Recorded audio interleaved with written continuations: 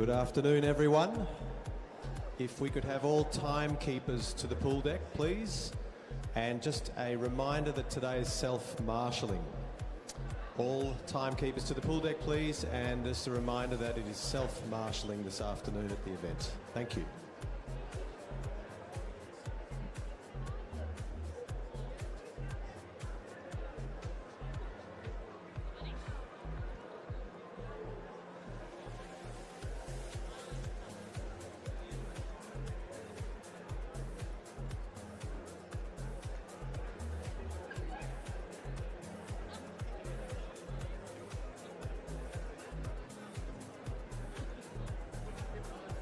Go to my door.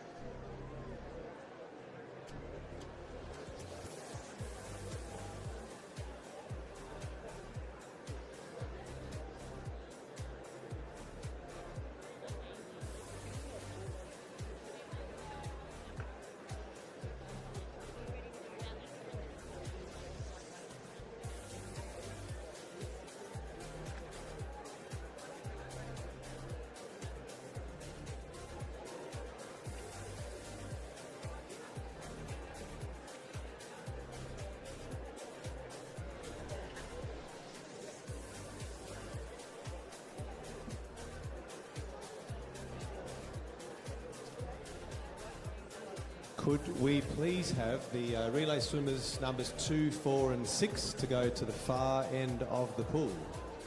That's the relay swimmers numbers 2, 4 and 6 to the far end of the pool. Thank you very much.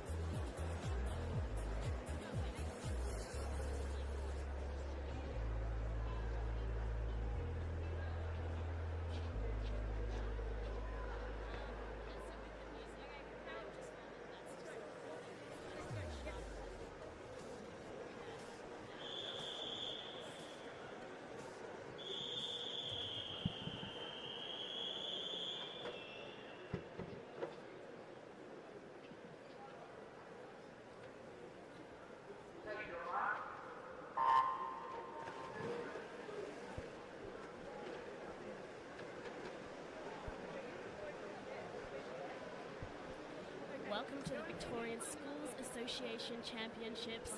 You've got myself, Chelsea, and the commentary team, along with Grant here on this rainy Melbourne afternoon. We've just started off here with the girls' 6 times 50 metre freestyle. Now, this is not an usual relay where we've got 6 girls in the race just here, and so the first leg has just finished. And they're off on the second leg here.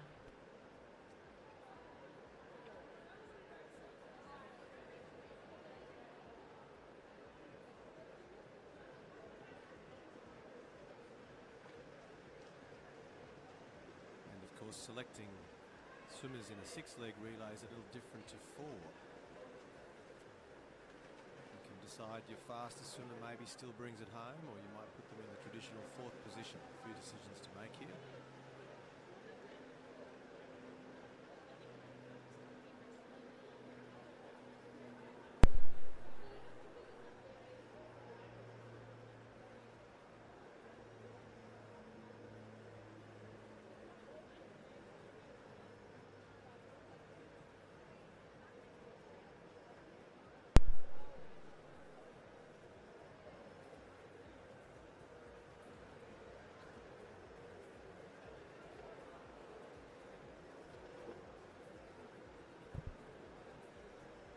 So we've just had our 4th swimmers jump into the water just now, and it is lane 3 at the moment, SIS, which is the Southern Independent Secondary Schools, who is coming in first. And their 5th swimmer is about to jump into the water. Off she goes. Not too far behind is CSEN. which is our Christian Schools Event Network. And then in 5th lane, we've got ICCES, which is our Independent Catholic Schools Co-Education Schools. And strong swim here from the 3rd place there, the ICCS, making a bit of ground up here, slowly pulling up into 2nd position. See what happens on this changeover. Well, it's the last swimmer now from SIS. Away they go, but I reckon you're right, it's going to be a close one for 2nd and 3rd just here.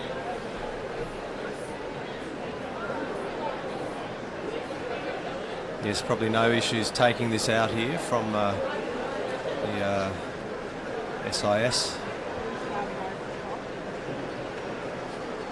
Looking comfortable as she comes into the wall with a final time of 10:23.92. Well done, girls. A great swim, team effort. And coming in 2nd is ICCES, 10:31.04. Not too far behind. CSEN, 10:32.87.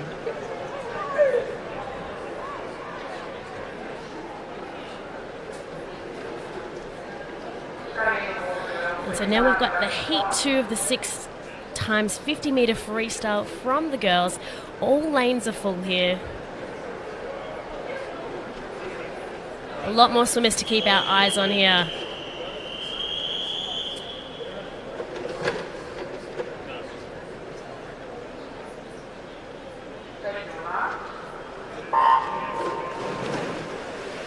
And heat 2 is now underway as the girls surface up.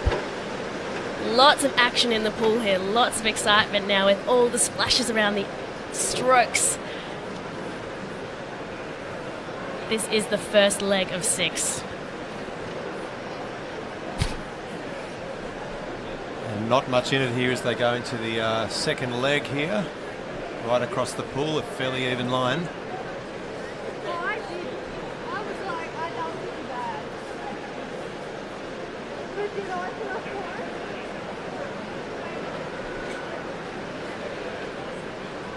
Looks like lane 4 is coming out strong here in this 2nd lap. AGSV, that is. She's powering out in front. Girls up on the blocks, ready to dive in. I love the swing around to the arm movements, Grant. Yeah, well, we can see a few different styles here. We can see a nice long stroke out front there, and some really great high body positions in the water here. A lot of these swimmers will be sprint specialists, so they're trying to get up and high on the water, and kicking really helps to lift the body in the short sprints.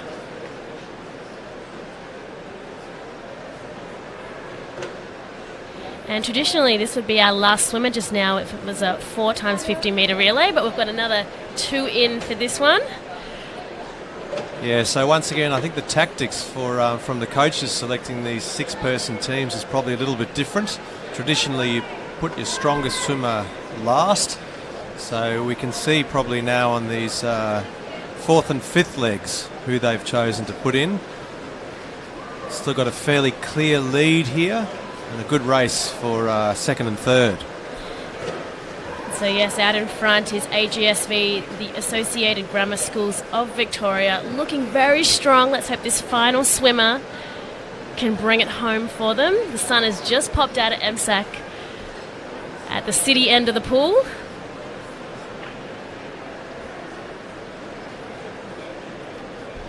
Yes, a beautiful, beautiful afternoon here at MSAC, and nice crowd too watching and cheering on as the swimmers who've done all their incredibly hard work all those early mornings. Hopefully it's paying off. Looks like we're going to have a close finish here, but I think they're still going to hold their lead here. Yeah, she's looking quite nice and smooth and comfortable in the water as she comes to the wall. And that's 2:46.88 by AGSV. Not too far behind is GSV from Geelong. And then SEISA, the Southern Eastern Independent Schools Association. Well done, girls. A great effort in those relays. Now it's the boys' turn.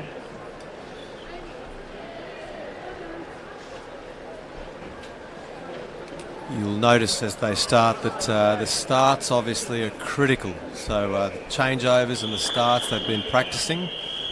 You'll see the first 15 or so metres underwater, because if they do that well, that is quicker than actually being on top of the water. So let's have a look at that in this start here. And away they go. The boys have surfaced in the 3 middle lanes. They'll definitely be able to watch each other as they will be keeping a good eye on each other if they have time. If they're not breathing too often, a lot of these swimmers will possibly only take 2 or 3 breaths across the entire length. And that's impressive. That's great breath work and fitness too.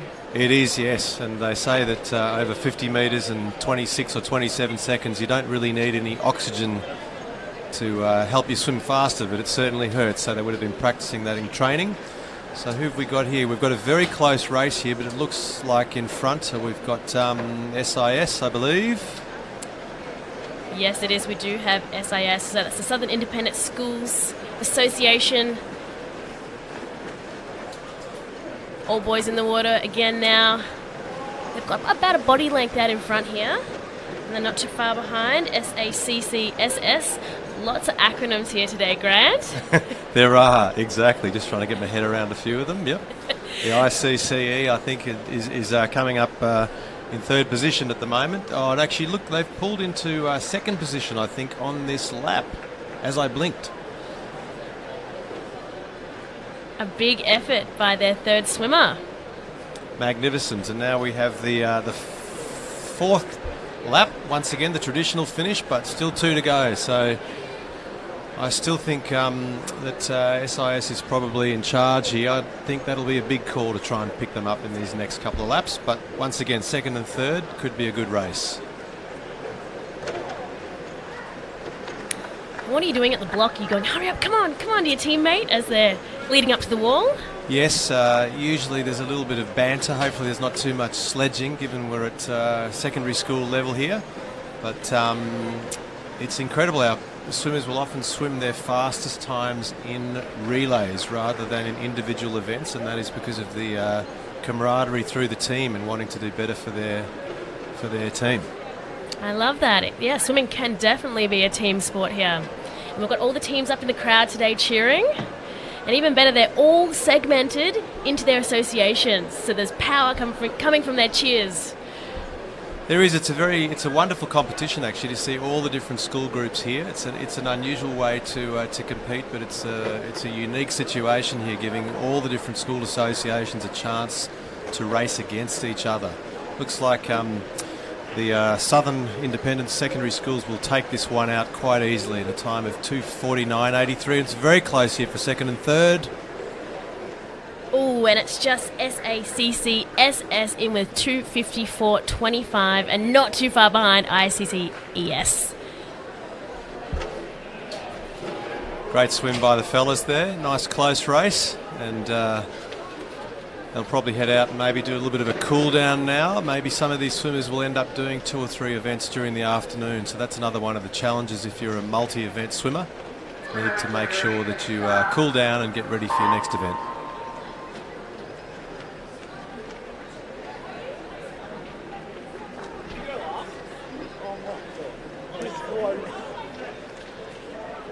And we've almost got a full house here on this next race.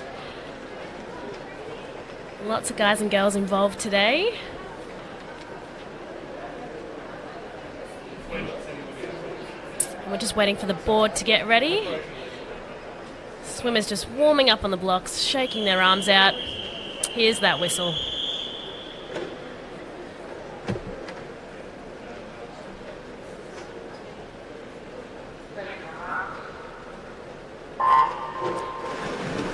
And they're away.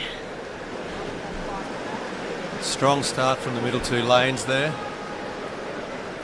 can see the height in some of these swimmers. These days they're picking a lot of the taller people to try and race in swimming. Certainly an advantage in the sprints. And that is a fast time. 23.79 across that first lap is It's a very, very quick time for a secondary student, given the world record's just under 20. And that was APS just there, the Associated Public Schools. Still leading just out in front and not too far behind AGSV as we come into our third swimmer now. Away they go.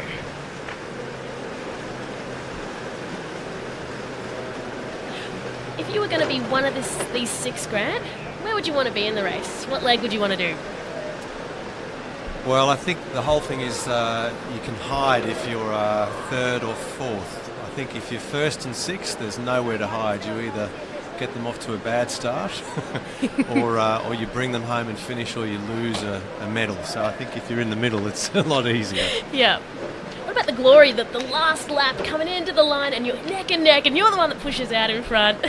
Oh, look, absolutely. They're the rock stars, and you'll find in the Olympics that they'll put those real champions at the end, and if they can pick up a place and a medal, well, that's what they're there for. Yeah. As we come into our fifth swimmers now for the two fastest lanes in 5 and 4. Still APS out in front and AGSV. It's going to be a close chase, I reckon, with that final swimmer coming up, our sixth swimmer.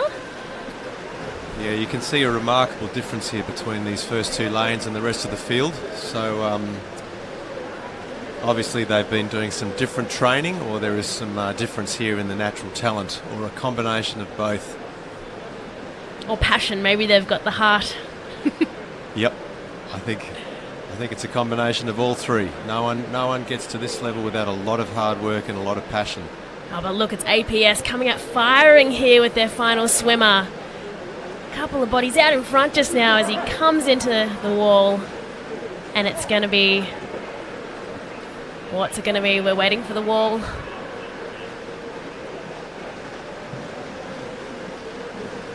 Just waiting for that time just there, but well done to APS, followed by AGSV and then ACC.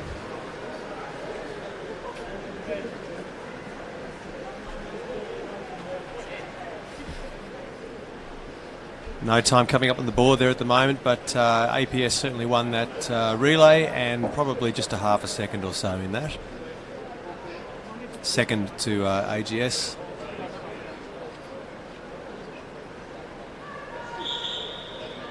And ACC in third, 2:37.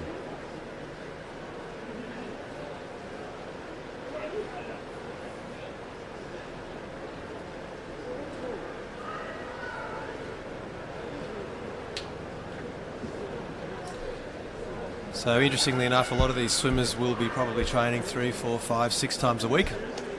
Some of them might be doing 8 or 9 sessions, and by the looks of them strolling up and down on pool deck here, there's a few in the gym doing a few weights. No, there's no sport that you can get away with not being in the gym for now. Correct. Well, especially these shorter events. I mean, you need great technique, but you certainly need power, and even getting off the blocks fast and just picking up an extra metre or so at the start is critical in a short event. And yeah, real commitment to training. If you're a swimmer, you're always getting up early, and of course your parents are taking you down the pool at 5 o'clock in the morning. So there's really nowhere to hide, and if you haven't done the work, it'll certainly show up in the competitions. Well, now I've got one of our younger age groups, the girls 12 to 13, 15 metre butterfly. And our first heat is now in the water. We've got CSEN in lane 3, SACCSS in 4, and SEISA in lane 5. Big effort for butterfly by these younger girls. It really is. It's not an easy stroke. Relies a lot on a strong kick, a lot of core stability, and a lot of strength through the torso. And it's Indiana just out in front here. Can in she lane hold 4. on? Chasing her is Tara Dillwood. And she just holds on. 35.05. Tara 35.24. And then Ashley 37.78. Good swim there. Butterfly is a very difficult stroke to master, and timing is everything, and well done. Great effort.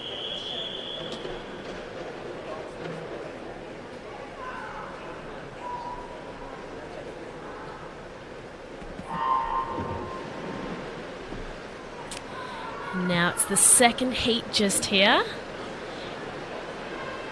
Now you really have to get into a rhythm with butterfly with both the arms and the kick. It's looking quite even across the board here at the moment. Lanes 4, 5 and 6 just pushing out in front now in this final 25 metres. Going to be a very close finish here. Let's see who can get their head down and get into that wall and time their finish. And Romy Hurd from APS 29.97, followed by Sophie Jacka from GSV, and then Zoe Schneider from Bass as well. Strong swim by the girls. That's the timing on the end is critical. You've got to decide when you're close to the wall whether to take that final stroke or whether to just kick through into the finish. So that was probably a good decision made there to just leave the hands out in front. One extra kick just to finish hard on the wall with both hands in together. That's another important aspect. And now it's the boys' turn. 12 to 13, 15-year-old, 50 metre butterfly. Now, for these swimmers, it might be the first time that they've been here at the MSAC pool, actually. 12 to 13-year-olds and coming from our school association, so this could be a really exciting time for them. Yeah, that's a big effort for this sort of age group, swimming here in a big pool with a big history and watched by so many. So hats off to them to get up and do this. And they're all swimming well. They're swimming strongly. Looks like we've got James out in front there, ACC. Let's see if he can hold it. I think he's just going to hold it. It's going to be very close. Let's see how he finishes. Oh. Wowie, and Jack Green. Jack just got him in the end there, I think, yeah. Jack Green from the ACS has just come in to pip him on first. Well done, that was a great chase, and we love a chase at the end here. It makes it more exciting for the crowd, for us, for you at home. You certainly do. Nice close finish. Well done to those young lads.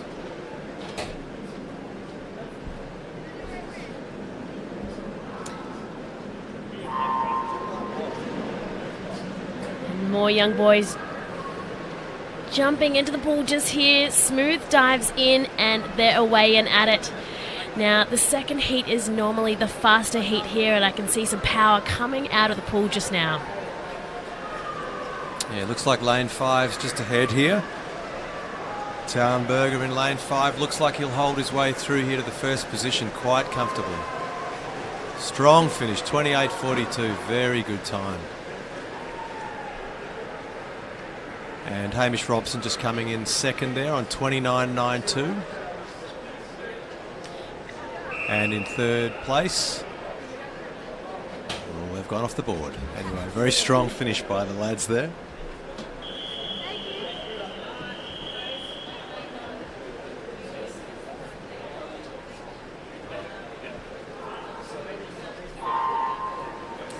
Heat 5 happening here of the 50-metre butterfly.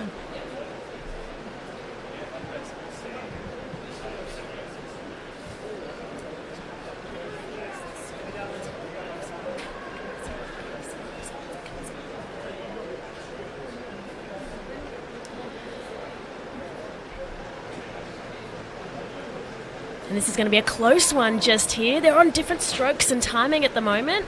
It looks like it's going to be Zoe.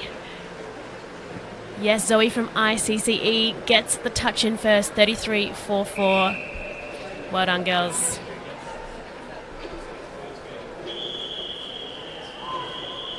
Looks like we've got a full heat lining up here for another 50 metres. And so we're expecting some faster times than before. This is the 14 to 15-year-old girls age group now. And away they go. It's always even across the first 25 metres of the pool, I find. And then they notch it up right here when they kick into gear. This is the back end's really the tricky part where those muscles start to burn and you've got to get your head down, and looks like we'll be able to hold out in first here. Who have we got? Oh yes, well done to Isabella Boyd. Strong time, very close to her listed time there, 28.94. And Maddie Doyle. Oh, maybe a change there. No, that's Dakota, I think, has come in second there.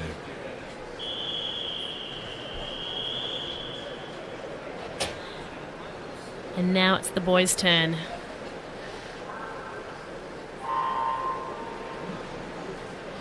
3 in this race, and away they go. What do you recommend, Grant? Do you reckon that they keep the dive underwater a little bit longer before they surface up? Yeah, look, it all depends on the strength of that kick. So for some athletes with a very strong kick and an ability to hold the top half of their body still, better to stay under. If you haven't got that, better to get up and get racing. And it looks like it's Will Perry from GISSA just out in front here. He's going to get it. Taking it home, 31-20.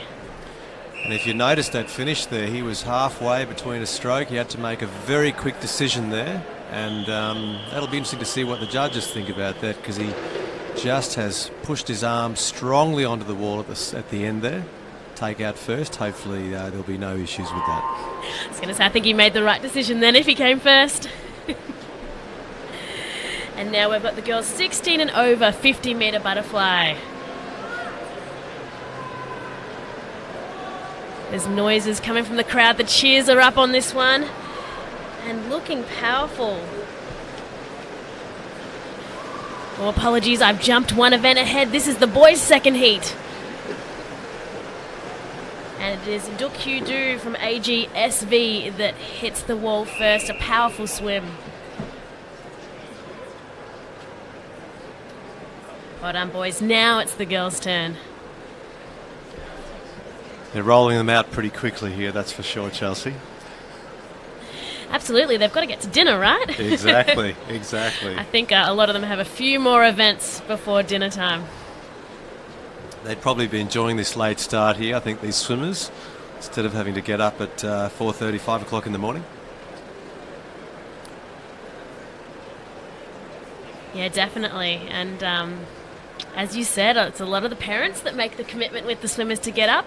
They say that swimmers are the best people at passing their driver's tests, because the parents are always been like on their backs to get their license so they can get to training themselves, and mum and dad can then have a sleep in.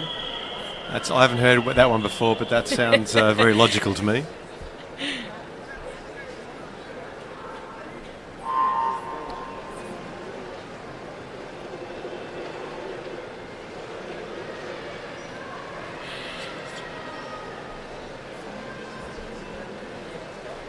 So here we got Isabella, Ashley and Charlotte in this event here. And looks like Isabella's way out in front here. Very strong swim, strong start. Lovely technique, relaxed wrists as she's going in on the front there. Beautiful timing. Head down at the finish. Lovely swim, 30.81, very strong.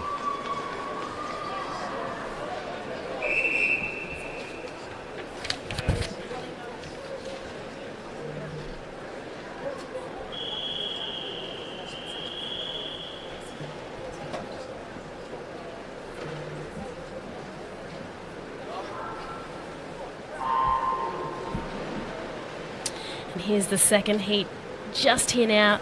Now, Grant, we were just talking about food. What would these athletes be fueling themselves with before the swims today? Well, I think anything that's they're going to be comfortable with when they're swimming, to be honest. You want a bit of energy, but once again, over one lap, it's not going to make a big difference. It's more about your overall diet during your training. Yeah, absolutely, a holistic approach. And that was Bethany Danglish from AGSV coming into the wall first, 29.47. Some of the most famous swimmers have notoriously had rather bad diets. Glenn Houseman, who used to be one of our 1500-metre champions, was well known for going to McDonald's on the way through to his 1500-metre heats and finals, and it didn't seem to do him too much bother. Now not that we're advising that. That's just not fair, isn't it? Well, he was also famous for being able to swim up and down the pool with a sandwich on his back without it getting wet, so he had incredible flotation as a swimmer. Wow, that's amazing. But as we said before, there's no substitute for hard work, and talent alone will only get you so far. These swimmers have all put in thousands of kilometres.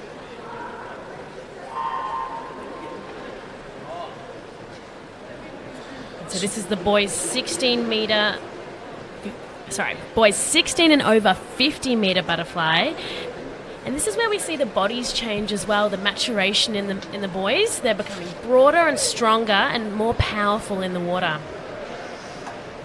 Close one here. Yeah, and you'll see this swimmer here coming through at the finish here. Very strong finish. This is a close race. And is James Morrow from SACC, 29.23.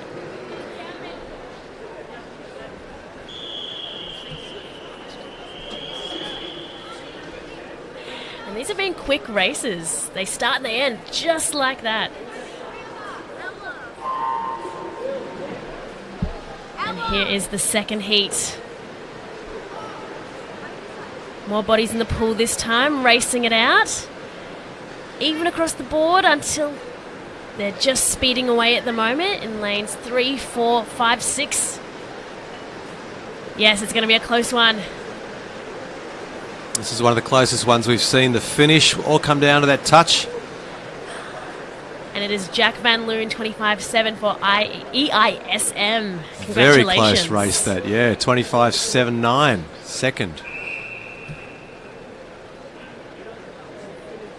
A big effort by the boys and lots of smiles in the pool. I can see they're looking up at their times on the board and then they're congratulating the person next to them. Yeah, it's where everything really comes to fruition here at these competitions, and hopefully they've all had time for a little taper leading into this event, just bringing their training loads down so they're psychologically fresh as they arrive here, wanting to achieve their best. And next up here we've got our mixed 12 to 18 50 metre butterfly for our multi-class event. And so at the moment, just in the pool, we've got a solo swimmer. It's Ethan Ray from Bass. So that is the Ballarat Associated Schools. He's come down from the west, and here he is. Solo in the pool. Now, you have to wonder whether this is more competition or less competition. He's certainly racing himself and the clock. Hard to G yourself up when it's just you, but he's certainly putting in 100% effort there. Strong finish with the head down. Well done to Ethan. Great effort.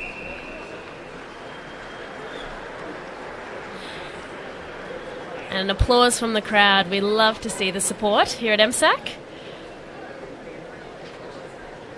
And next up, we've got relays again. So this time it is the girls' 200 metre backstroke 4 times 50 metre relay. And they're huddling at the city end of the pool just now.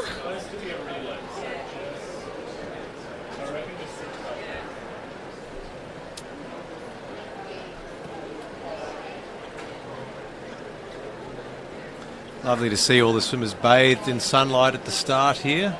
Nice that they've chosen to start up in the sunny end of the pool. Good for their spirits. Absolutely, and you always can never guarantee the weather. 4 seasons a day here in Melbourne. That's what you should expect. But the swimmers are always kitted out in their gear. They've got those big coats to keep them nice and warm. Lots of layers. Yeah, nice to have a good recovery between each event, and staying warm and staying comfortable, very important, even though the pool's probably a nice 24 or 25, maybe 26 degrees. We might check up on that, but nice to have predictable conditions in the pool, unlike some of those open water competitions. So I'm sure there's a few open water swimmers in here as well, but probably here in Melbourne at this time of the year they'll be enjoying the pool, I imagine. Yeah, I think it's going to be a cold one. The Vic Open Water Swimming Champs are going to be in July this year. So that'll be a fun one. A little bit chilly, I can imagine. Some of them might have to make use of the sauna here at the facility, just getting in and getting out.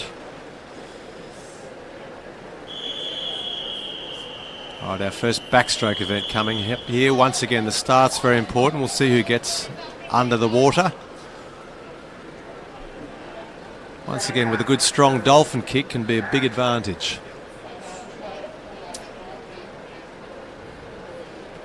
And so they're just standing down at the moment. I think some swimmers are in the wrong place at the wrong time at the moment, so I think they're just sorting that one out. They're back on it.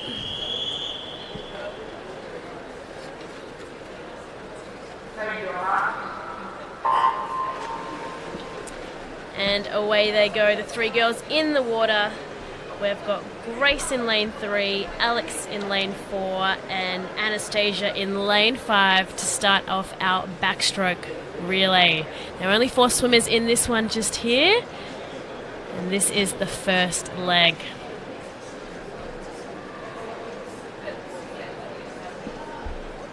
And so I saw the swimmers adjusting their goggles just there.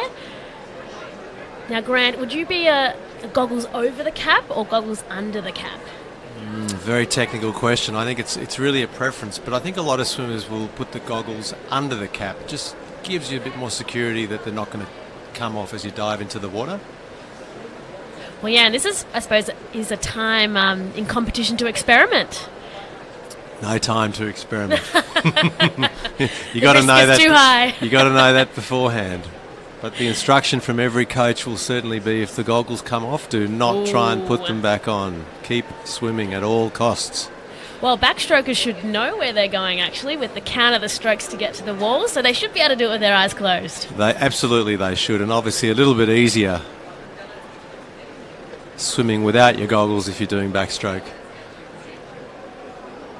And interestingly enough, you'll see that there is still a dive here, even though it's a backstroke relay. And they probably will have a certain amount of meterage they can cover before they pop up. It's usually 15 metres. I'm not sure whether it's the same in the secondary schools competition.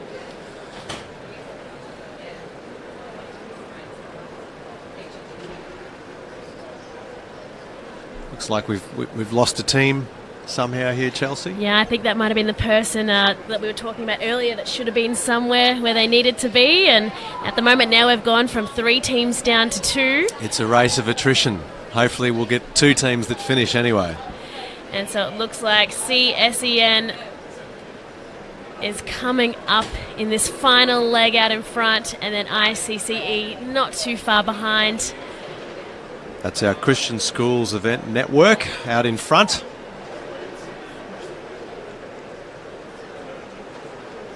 Awesome work. I think this is going to be their first place of the evening.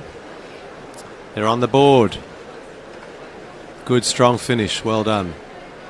Hopefully there's not too much drama in that other team that had the non-finish there, Chelsea. Hopefully there's not too much drama with the coach and the swimmers or parents. Sure, there'll be a debrief afterwards. And that's what you were saying, no experimenting, no risks to be taken here. You've got to know exactly where you need to be, and it's self-marshalling here today. So this is, a lot to learn. You have to be organised as an athlete. Bit of responsibility on the swimmers' shoulders here to get to the right place at the right time, and if they've done a few competitions, they'll be pretty used to sharpening their focus.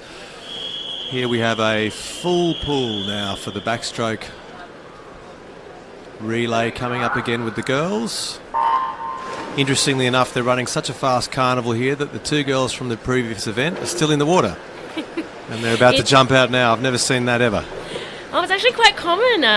They like to keep their time here. It's also due to the warming up of the athletes in the pool. If they're running 10 minutes behind, that can, shift the plan for the coach. So they like to run a tight ship here. I think that's a very good idea, actually, because although it's fascinating to watch swimming, it's good to get through the events on time and make sure people can enjoy it without too many delays. So we've got a clear leader here by the looks of it, and quite a gap here across the field. So it's GSV who is out in front at the moment.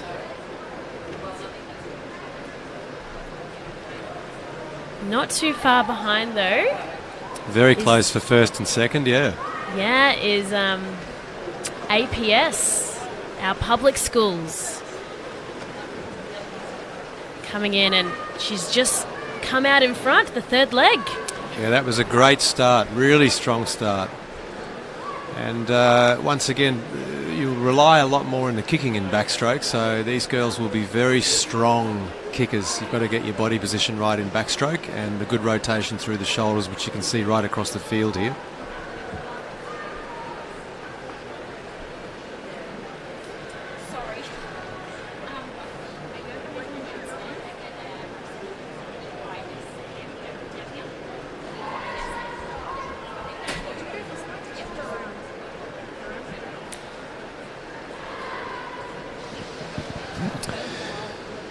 Could we please have a representative from EISM down to pool deck, please? A representative from EISM onto pool deck. And it's a close one. The girls have just hit the water, and it's Lily Kosh from GSV just out in front. And then second, Amy Grella, 2:02.81, and then Talia McAuliffe coming in third. A big team effort here, and it changed in that third and fourth leg. Anything can happen in the relays, and that's what I love about it.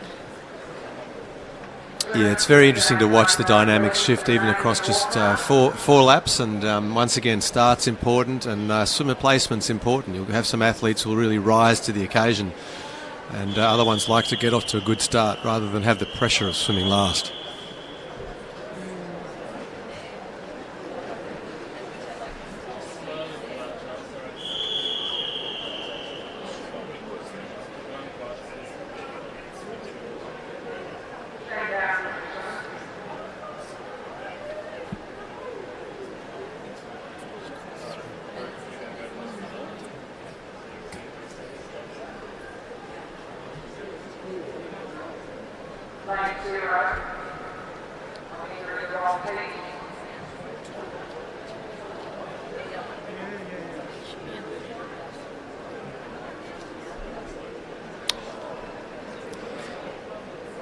Just a bit of lane swapping going on here. We've now got the boys 200 metres backstroke relay, 4x50 backstroke relay, and I think we've just got 3 teams in here, maybe only 2.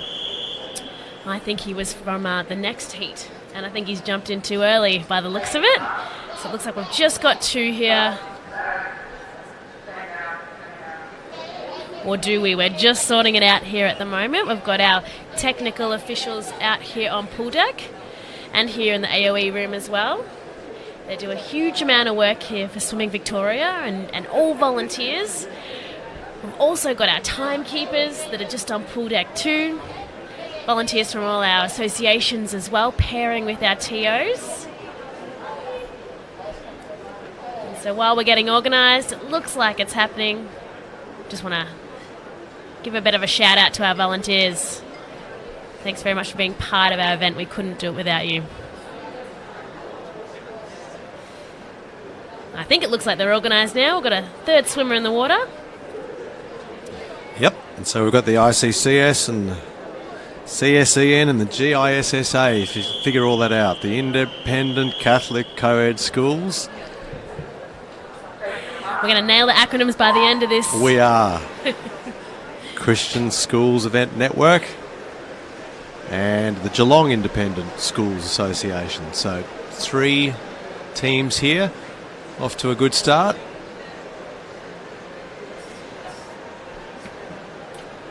And away they go.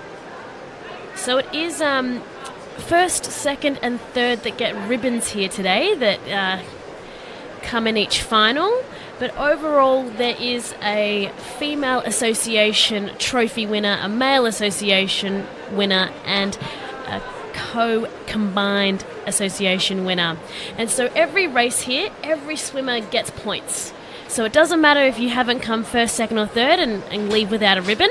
It comes down to points. So first place you get 22 points, 18 points for second, and it keeps going down. But you still want to be you'd rather be in 9th place getting 4 points than in 10th place getting 2. So it is still all about that finish, Grant. Well, that's a great way to do it, actually. I mean, sometimes you can switch off if you're coming 7th, 8th or 9th, but it looks like here it's still worth making an effort just to pick up that 1 extra place for points for the team, yeah. Absolutely, and so it's a team effort by everyone here from their association, and we'll find out those trophy winners at the end of the evening.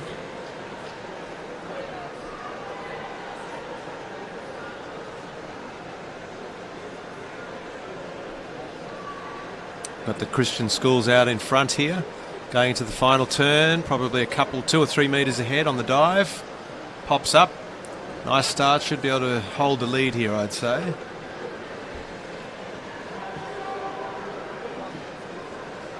Looks like they've put their strongest swimmer in last here, certainly, because there's a little bit of a comeback on the go here.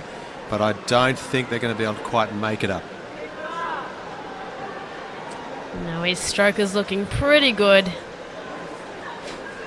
Looking very relaxed though. I think if there was another 50 metres it could have been a different story, but Christian schools have just pipped the Geelong Independent schools there, first and second.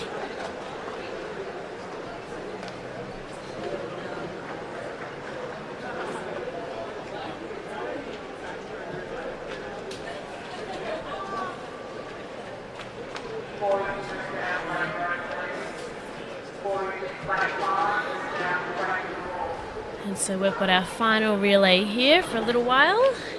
It's heat 2. 200 boys backstroke relay, 4 times 50 metres. A packed pool right here. The associations were loving their blues and whites and navies when they were picking their colours. We've got a lot of similar looking caps in the pool just now. Yes, it's quite hard to see who's who. It's a bit like a fast horse race sometimes. Off to a strong start. You'll notice there's a bit more power here with these slightly older lads, and you'll see the body position very high. Some very fast stroke rating going on there. Even though they're looking for efficiency, coaches will not knock back a swimmer who can still break a world record with a high stroke count. Coaches will always try and find a trade-off between a long, smooth and efficient rate versus a faster rate over a short distance. At the end of the day, it's the result that counts.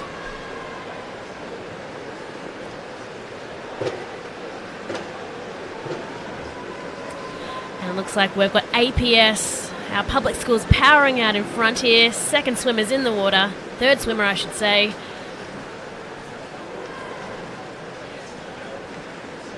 And leading halfway down the pool just now. AGSV in lane 5 is catching, as well as SEISA.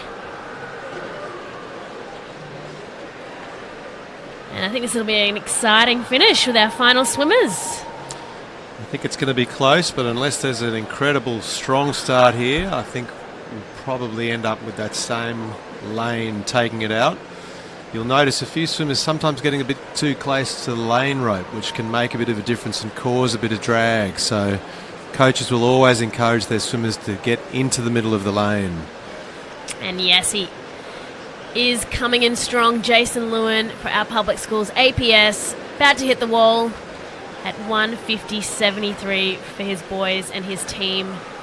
AGSV coming in second, and then SEIS in third position.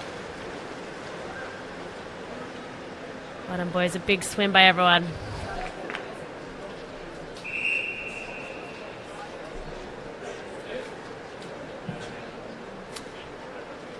And now we're back to our 50 metres. It's our 12 to 13-year-old girls again.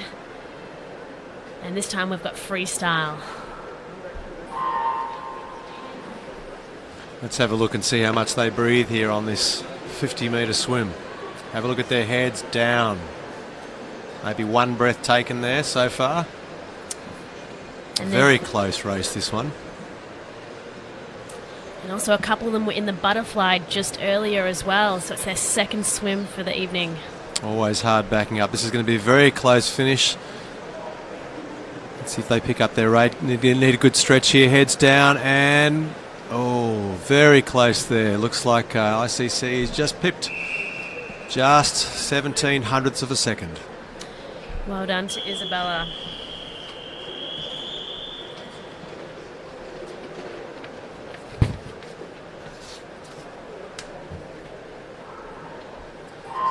Second heat and they're off. We've got a full pool here.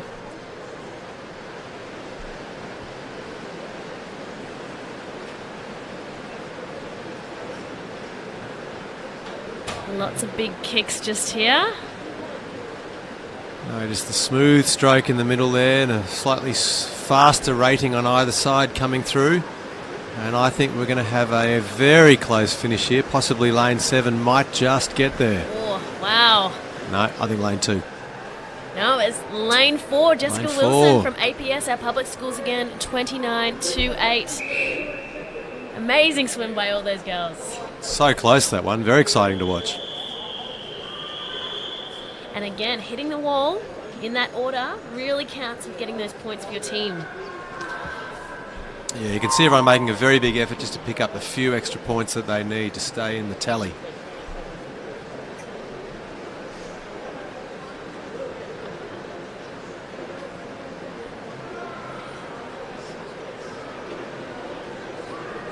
Now we've got the boys in the water. 12 to 13-year-old, 50-metre freestyle. It's their turn. And Max Hussey from GISSA is out in front just here. So that's Geelong Independent Schools Sporting Association's 28.79. Followed by William Archibald and then Logan White.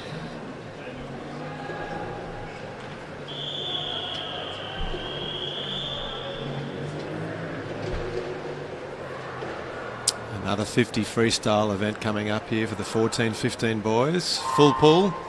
They're off to a good start. Let's have a look and see if we've got another close race here.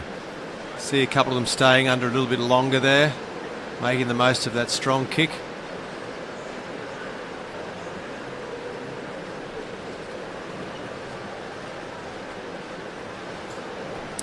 And it's lanes 4 and 5 here at the moment. And so William and Jack are going to fight it out.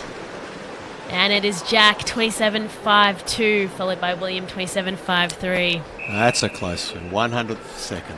That's where it all counts. Yes, absolutely. And is that, the dive in? Is that your first stroke?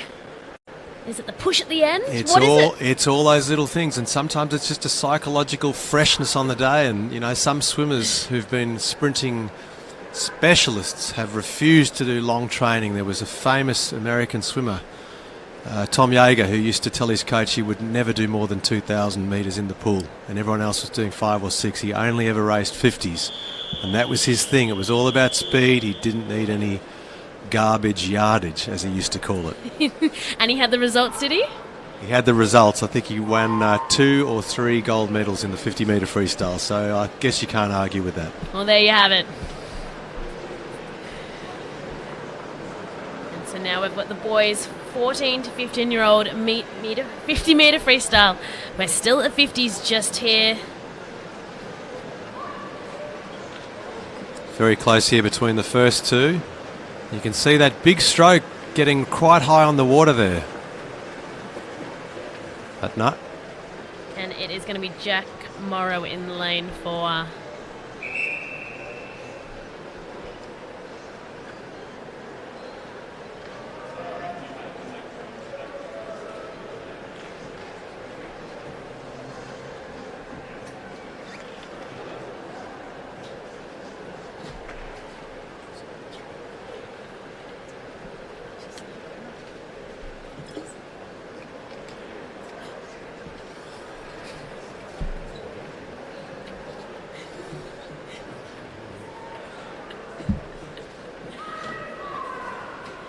And there you go, the scores have just come through on that first heat. Boys getting ready. About to hop up onto the blocks for heat 2 just now. No rest for the wicked. A lot of them have been in butterfly and the relays just before. The names are popping up again. We heard Duk Yu Do have a great win in butterfly just before. Let's see if he can do it in the freestyle as well. Keep your eyes peeled for lane 4. He's off to a good start. He's just in front, so hopefully he can hold it. That's a great effort backing up after a 50 butterfly. Yeah, I think he's showing us, yep, he's a superstar right here. He's coming to the wall. It's going to be a quick time. 24.61. Riley Strong in second and Harvey Lark in third. Harvey Lark from a strong swimming family, with Dad being a very, very strong backstroker. So sometimes the genetics can help.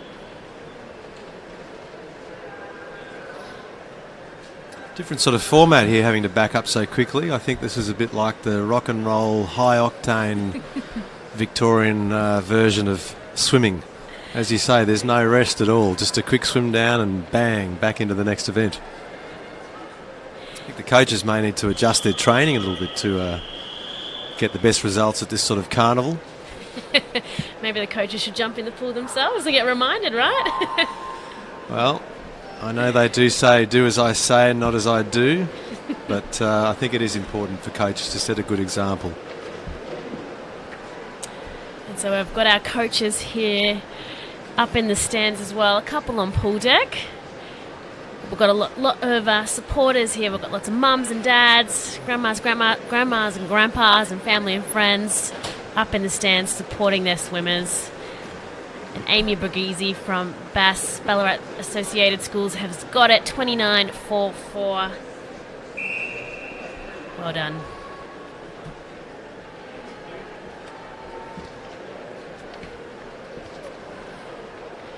And so that was our first heat of the girls' 14 to 15 metre freestyle just here, coming up to our second heat.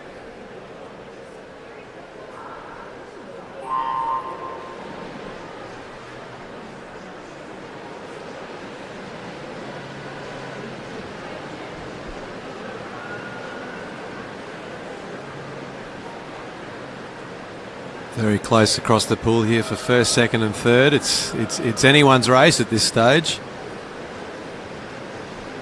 We've got Isabella Boyd and Holly Neville. And also Stephanie O'Donnell. And it was Holly Neville from GSV, 27.42. Just pipped Isabella.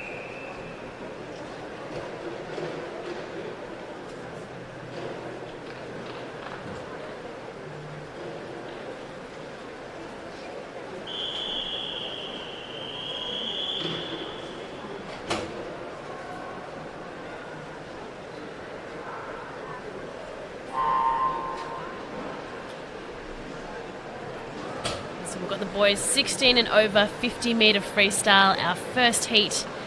Only 2 swimmers in the water just here. We've got Dylan Van Breen from SIS in lane 3 and Tyler Theodore from ICCE in lane 5. It looks like Tyler's just pushing out in front here. He's going to get the win, 26.18. And it was Dylan Logan who was in the next lane, 26.68. Nice close little two-man race there. Fuller heat coming up here. Swimmers getting prepped, tapping those muscles. Someone doing a flex out to their friend just there. Doing the Michael Phelps triple jointed shoulder rotation. We gotta have those rituals as well. Those superstitions. True, although they don't seem to get much time here at this carnival. It's so quick. You want a personal intro? I don't think Djokovic would have done too well in the swimming carnival here. No, I don't think so either. And it's always going to be close here with these 50s, whether it be across the pool or just 2 people. You could throw your washing in here. Look at that. Look at all that turbulence there. Big kick, fast stroking. Looks like Jack Van Loon's just taken it out, 24.5, and for a 16-year-old, that is a fast time. And he's representing the Eastern Independent Schools Association of Melbourne, so they'll be very happy. Lavelle coming in second place by the looks of it there on 24.75. Might do a little stroke count on this next 50 metre and see where we get to. To give you an idea of efficiency, Alexander Popov was well known for swimming an easy 50 metre effort in 25 seconds and 25 strokes. So easy. Travelling 2 metres every time he stroked. And he's a fairly tall fella, but was often said to have almost perfect technique. So we might do a little stroke count on the girls here over this 50 metre effort, and let's see where we get to.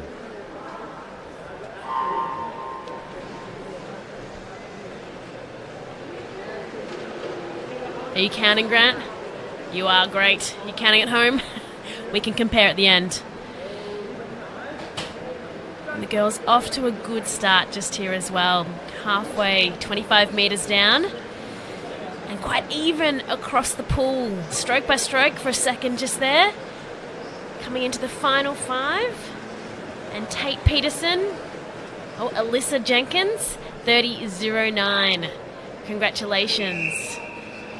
Now, Grant, what was the stroke rate? 47 strokes, so 47 strokes across 50 metres, just a little bit over 1 metre per stroke. So once again, it's that combination. It's finding stroke length against stroke rate and seeing what works best. And for a 50 metre versus a 100 metre or a 400 metre swim, it will be a bit different. So a lot of experimenting from the coaches, and the devil's often in the detail. There's no perfect recipe. Coaching's always very much an art as well as a science. Yeah, you do have to be creative. Find solutions to those problems, or just getting better than the competition. What can you do to improve? You can always improve asking those questions. Very close here in for first and second. Let's have a little look here. Ah, yes, and Olivia's just taken it out there. Only 300.3.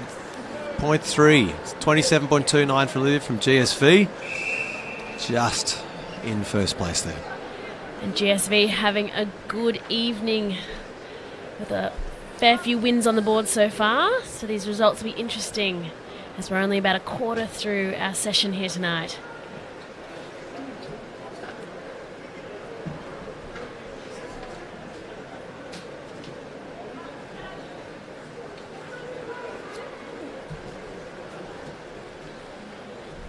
Starting to just feel a little cool breeze coming through the commentary box here, and those swimmers will need to keep themselves warm as they prepare for their events. A lot of small little details they need to think about to eke out the best of their ability at these competition days, and of course the physical training is vital, but the psychological element of just getting your best performance across one lap is certainly not to be underestimated. A lot of it will be about feeling fresh on the afternoon, so going back to that idea of dropping the training mileage down a little bit leading into a competition.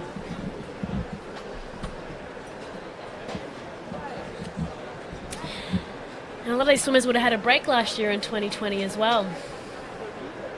Yeah, it would have been very challenging for a lot of swimmers to keep their mileage up, and I've heard incredible stories of people training in rivers, in the Murray, not the Yarra. Yes, any waterway they could find to keep things going. It's been a very challenging year, and I've seen some very amusing videos too of swimmers practicing their strokes on their beds or on the carpet in the lounge room, which is probably not that productive, but highly amusing. Well, we were just talking about being creative. That's definitely ticking the box. Certainly is, along with all the swimmers who I've seen doing their medleys along the travelator, if you call it that, on the way to the airport, on the way to their gate at the airport. I've seen a full medley done on a travelator. So obviously the boredom in the pool may add to some silliness outside the pool.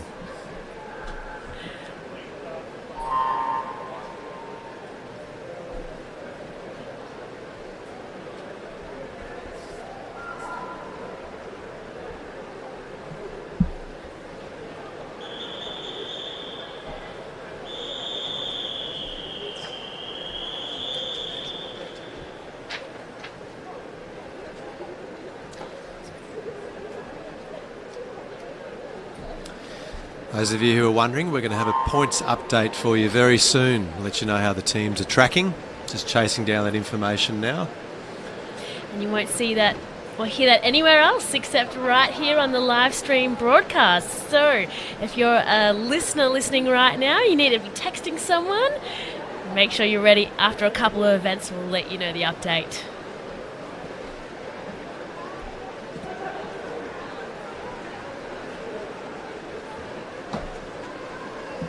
Close finish here, and looks like Ethan's just got in there ahead of Abby.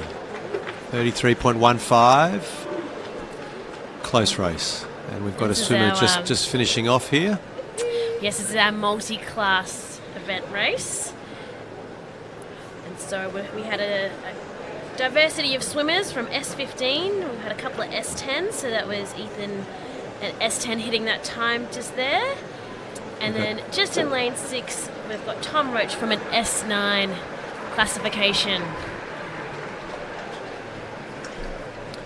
So quite a range of classifications here, but one of the great things about swimming is that really is an open sport to a lot of people, of course. The therapeutic benefits of being in the water, and sometimes it's not just about winning and losing, it's very much about just being part of the event, and great therapy on the body to be in the water, no matter what your stage in life is. So for those of you who are out there watching this, you know you've been a little bit slack during lockdown, you had an excuse, no excuses now. Get back to the pool, do a few laps, look after your physical and mental health by doing some swimming. Absolutely, and it's the community as well. It's being around like-minded people. That's what it's about. It is, and there's a real endorphin release from swimming. I mean, everyone's got their thing. Some people like to walk, some like to run, ride a bike, but those people who love the water, there's a certain quality of endorphin release and a buzz that you'll get that keeps you going throughout the day. So a wonderful, wonderful aspect to this sport.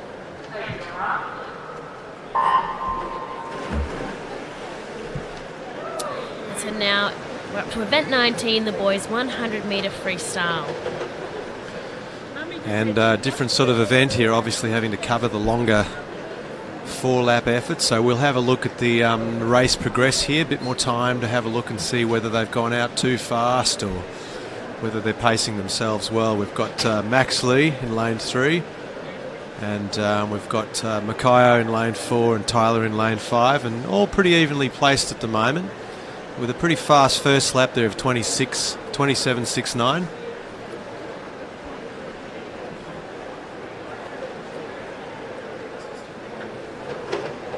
And you can see that big long loping stroke here from Tyler, bringing home the second lap very fast and stamping his authority here on the 100. Very fast time, 57.03, and then 59.04 and 59.68. So strong times from those swimmers.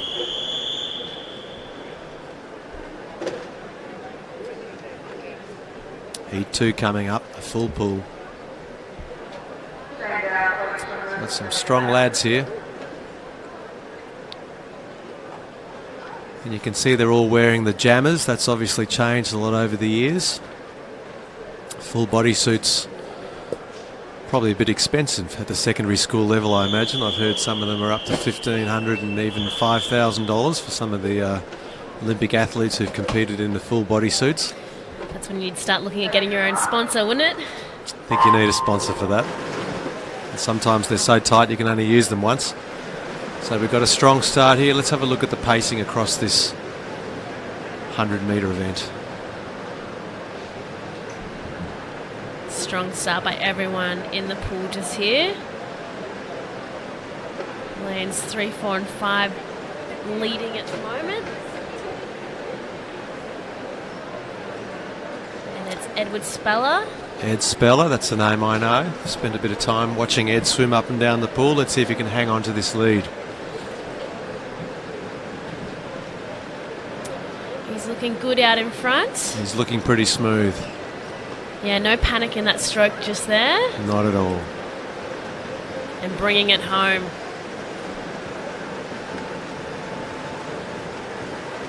$52.98 by Ed Speller for APS.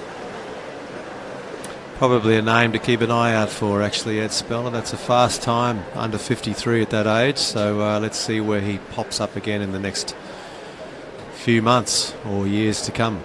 Obviously, some of the athletes now going into training for Olympic trials, and there's no guarantees. You've got to make those trial times to represent your country.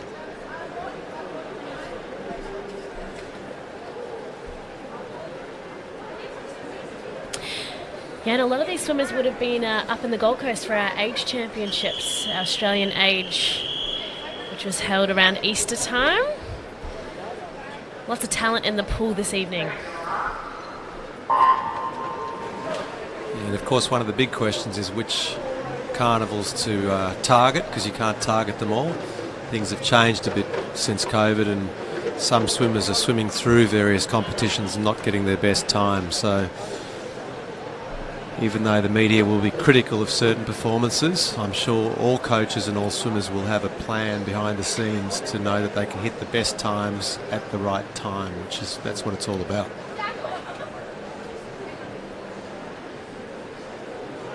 Big push off the wall here for both of the girls. Just surfacing. We've got Abby Stockdale and Mia Foster here in the pool.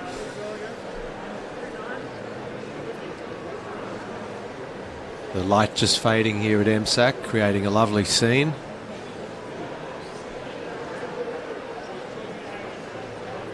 And so it's Mia out in front us here for the Southern Independent Secondary Schools. She's going to hit that wall first. Nice work. And then Abby coming into the wall just now.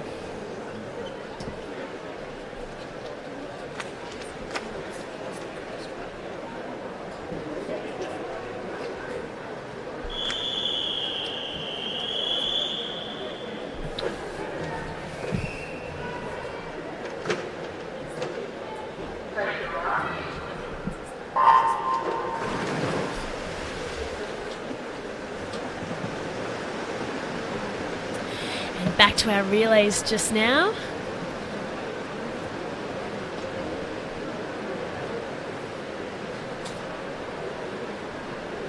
I was a little too soon on that one just there. We're still in our second heat of our 100-meter freestyle for our girls. Relays will be up next. Full pool at the moment. The split has just happened. So that's Olivia Lafoe for GSV. Cheers from the crowd just now. Not too far behind is Chantal Underwood from EISM. It's going to be a really close one between Olivia and Chantal. The crowd is cheering out stroke by stroke. They are matching each other.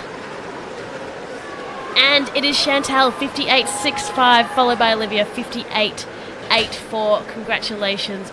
Big win.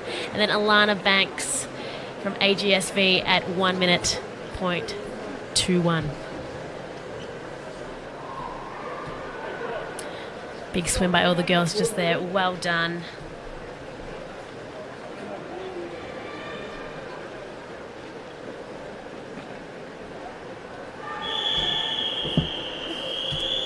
And now here we go with those relays that I was just mentioning before. The boys 200-meter breaststroke relay, 4 times 50 meters. 3 teams in the pool. The first swimmers are in. And so a really good start by Ezekiel Lambron from GISA. So GISA is Geelong Independent Schools Sporting Association. The white cap in the middle pushing out in front.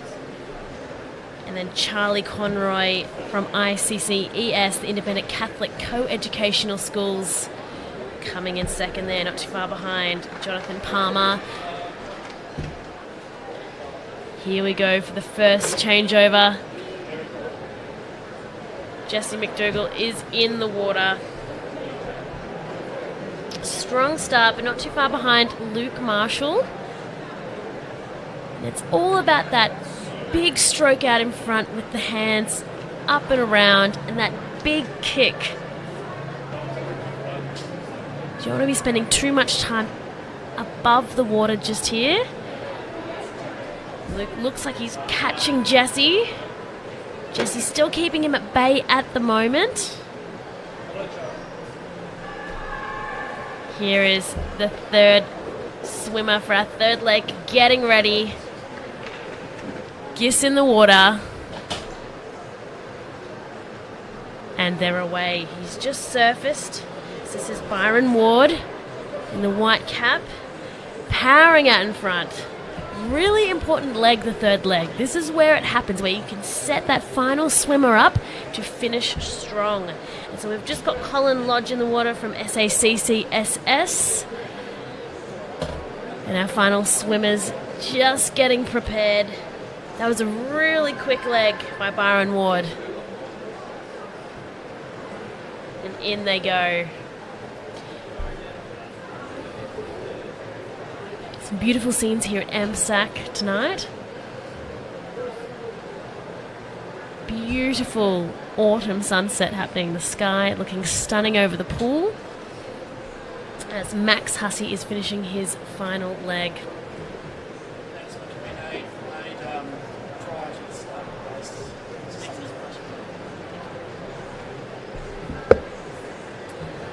And in he comes, finishing strong. They got away just there, Geelong.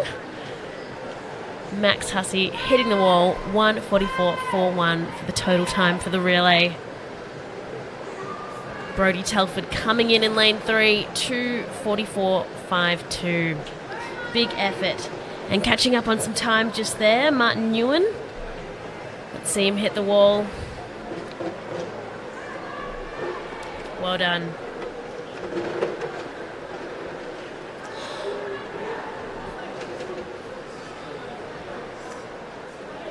Just a reminder, in the interest of fair play, please refrain from flash photography prior to the start of the race. Thank you.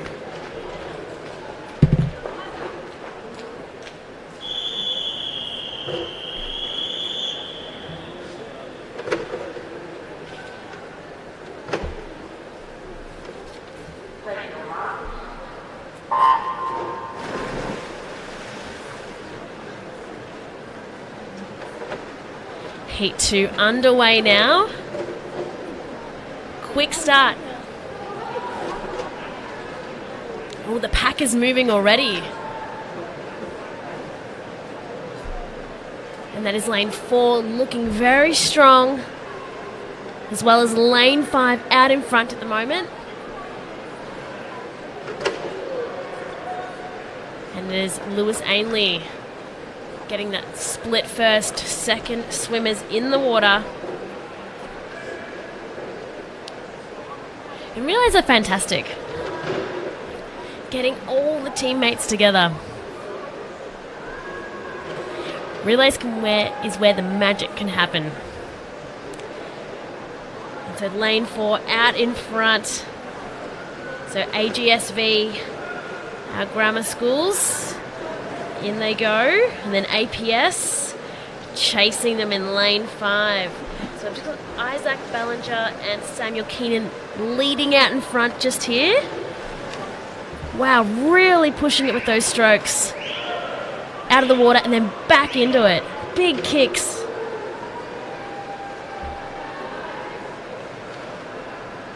And it's AGSV out in front. So Daniel Ding about to jump off the blocks. The changeover has happened.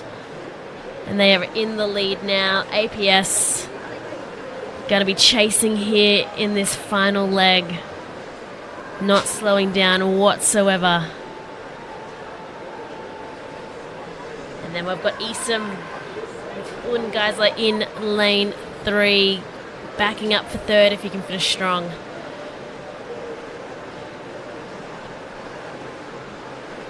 But it is Daniel that's going to hit the wall first, 2:03.25, followed by Bentel Axons from APS, 2:04.84.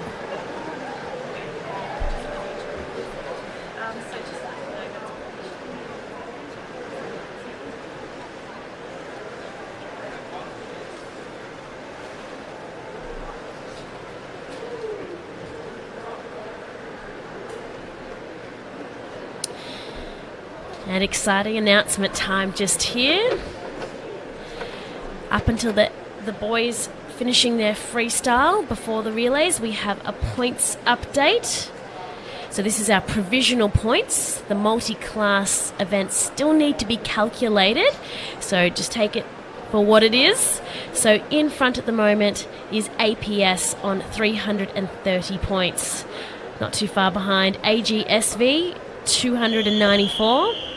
EISM 252, GSV 168, ACS 153, BAS also 153, SEISA 151, GISSA 138, SCSA 92, SIS 78, ACC 66, ICC-ES 60, SACC-SS 45, and SCSEN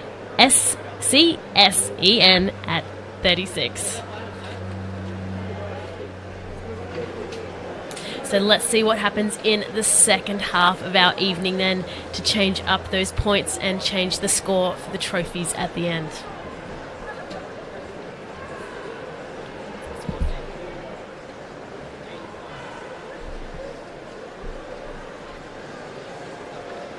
And so at the moment in the water, we've got the girls' 200 metre breaststroke, the relay, the 4 times 50 metres.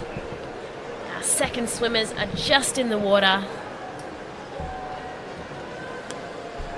Just stuck my head out on pool deck for a minute there, and one thing you remember as a coach is that in breaststroke gives you more opportunity to cheer your swimmers on every time their head pops up out of the water.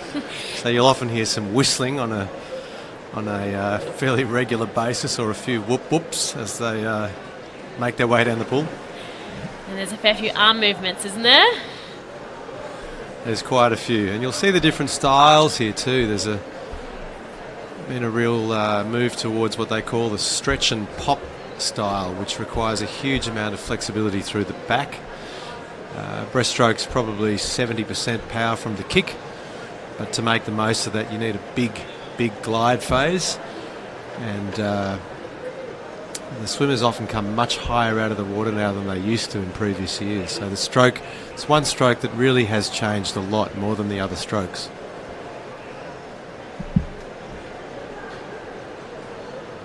And certainly the start is critical, a big split stroke where they get to take a full pull through right down to their thighs and then glide and then kick, and they'll often get 12 to 15 metres on that first start.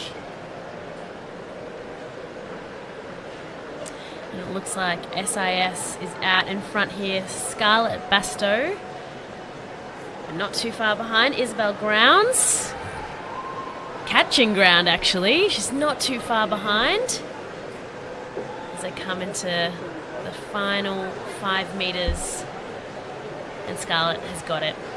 2:44.37, Isabella 2:46.86, and then Zoe not too far behind just here, coming into the final 20 metres of the race.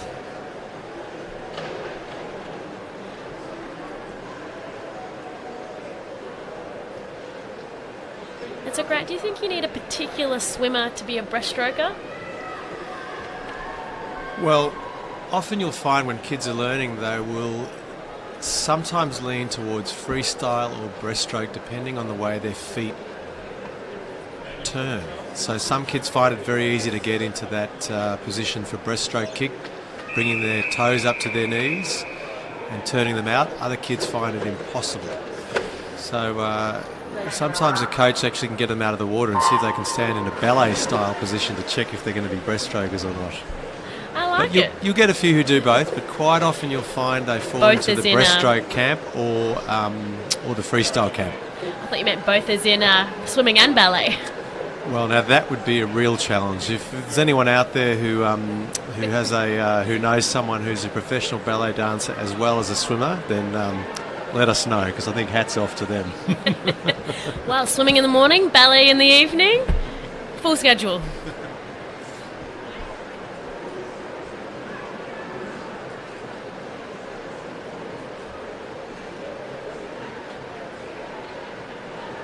And here we go, the girls doing well in their relay. This is our second swimmer just in the water here.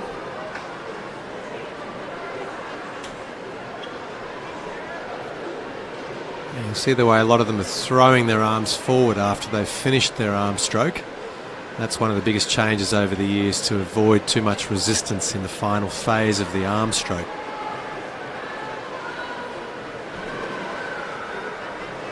Highly technical stroke, breaststroke as well, so our marshals, I'm sure, will be having a good look at all the swimmers as they go up and down the pool, making sure they only do one full stroke underwater before they pop up, and also making sure that their strokes are not only simultaneous but symmetrical. So each side needs to perfectly mirror the other side. If there's any difference between the left and right side, a keen eye from a marshal will make a comment. So coaches will be very careful when they're coaching breaststroke swimmers to make sure that's not the case.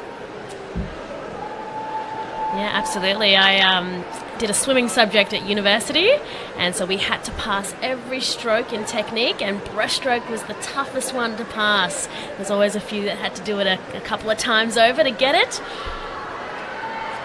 Lots of detail. Yep, a lot. And we'll see at the end here, once again, even finishing, you've got to make sure you've got both hands on the touchpad at the same time and at the same level.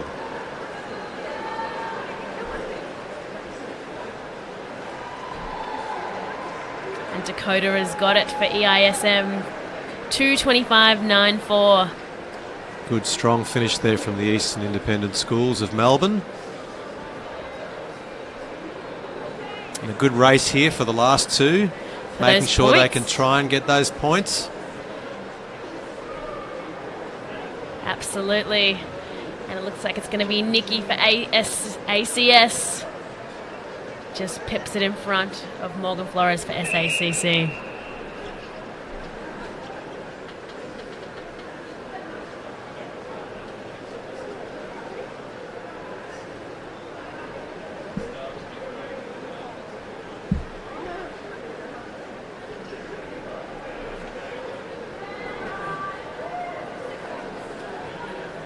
So Chelsea, you've obviously done a bit of swimming yourself. A little bit, but definitely not as much as these guys out in the pool now. More for the love of it. Well, it's great to have that foundation, and of course at the moment there is a big need for swimming teachers all around Australia. So any of you who are out there and you're watching and you enjoy watching good swimmers, and you're looking for a alternative career, or even if you've retired and you're looking for something else to do, I'd really like to encourage you to consider becoming a swimming teacher, because it's such a vital role. And at the moment there are a shortage of swimming teachers throughout Australia, and it's not super difficult to train. Obviously you need a calling to want to be a teacher, but as a teacher myself of many years, it's very rewarding. And we've got Max from ACS 35.88. Just getting that one there. And yeah, and swimming is in Australia's DNA. Every child learns to swim. It's encouraged. We're always surrounded by water. Yeah, there's been a big push to make sure everyone's safe, and it's tragic to sometimes see drownings during the summer, and so the more we can educate people about water, and as well as teach them survival skills, very important role.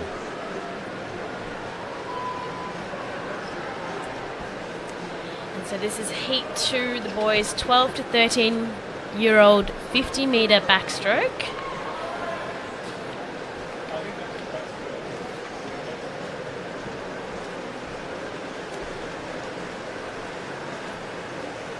And just coming in now in lane 5, Brian Zhang from AGSV 30.72. He looks pretty pumped about that, very happy. I think he's done one of his best times by the look of that response there. We love a good celebration. And you know what? The lights are here. Yes, it's getting a little dark here on pool deck, and we have light. Hopefully you're enjoying the view from home or from the office, wherever you are. You might be in Melbourne, or you might be somewhere else in Australia or the world. That's what I love about this live streaming. It's accessibility for swimming for everyone. Yeah, it's nice to be able to dial in, and of course a lot of people these days can't travel and get to the competitions, so there might be relatives all over the world watching their kids or grandkids competing here down under. Absolutely. Good to connect, good to support your swimmer.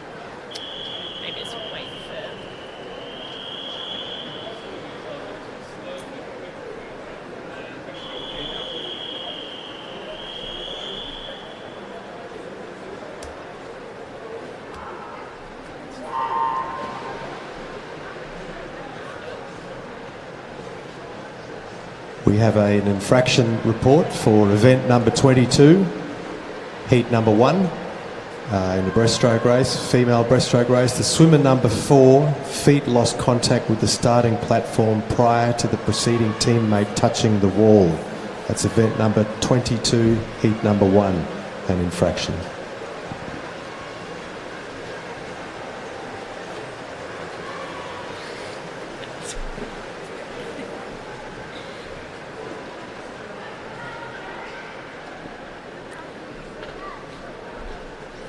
And so that was the second heat just there.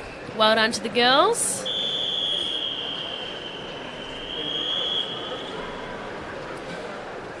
Just talking about how technical breaststroke is. We've just had a little infraction report for event number 22, heat number 1, and all about the feet not quite maintaining contact on the wall prior to the preceding teammate touching the wall. So if you can figure that out, give yourself a pat on the back. Or maybe get in touch with Swimming Victoria if you'd like to take up a career as a marshal. Well, we always encourage that. We would love to see some new technical officials, or TOs as they're affectionately known as, come on board. You could even start off as a timekeeper. It's a great community that we've got here at Swimming Victoria that we put on these events.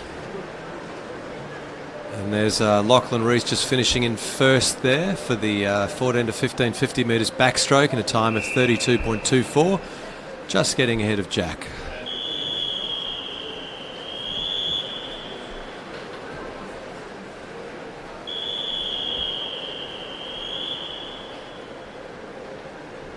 Heat 2 coming up here of the 50 metre backstroke.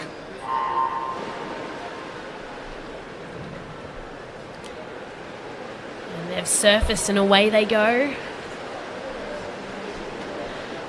And feel a bit more intensity here with a full pull. Fast arms, strong kick, and it's a pretty good race here in these front 2 lanes. Yeah, 2 and 3 are the one to watch at the moment. We love some outsider lanes coming in. And yes, in lane 3, Ungeisler 29.13. Congratulations.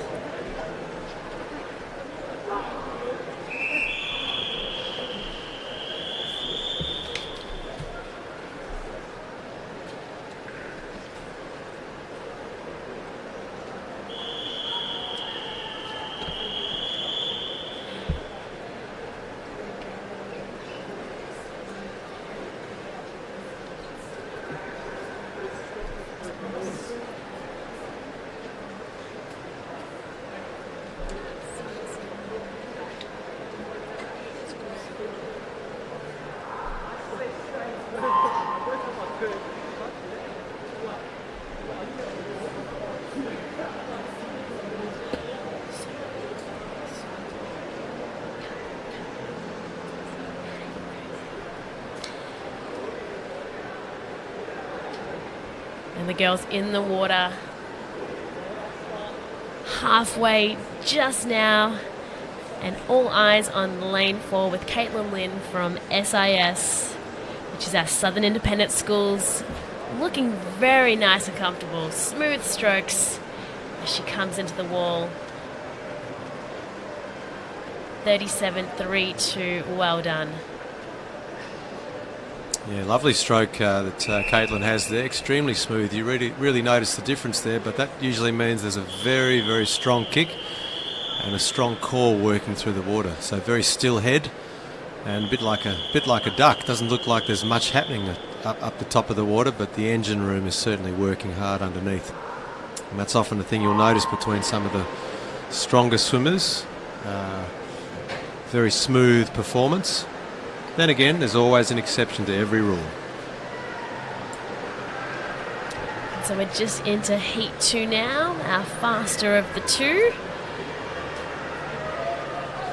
Bit more splash in this one. Lane 4 just out in front here.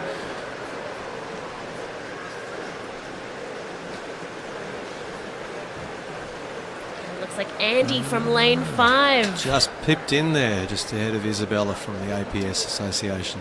31.95, a strong, fast time there. And so she's from the Girls Sport Vic. And so that's a girls' association where 15,000 girls from years 7 to 12 play a range of sports. So swimming is just one of them from that association. And so our only female association here today.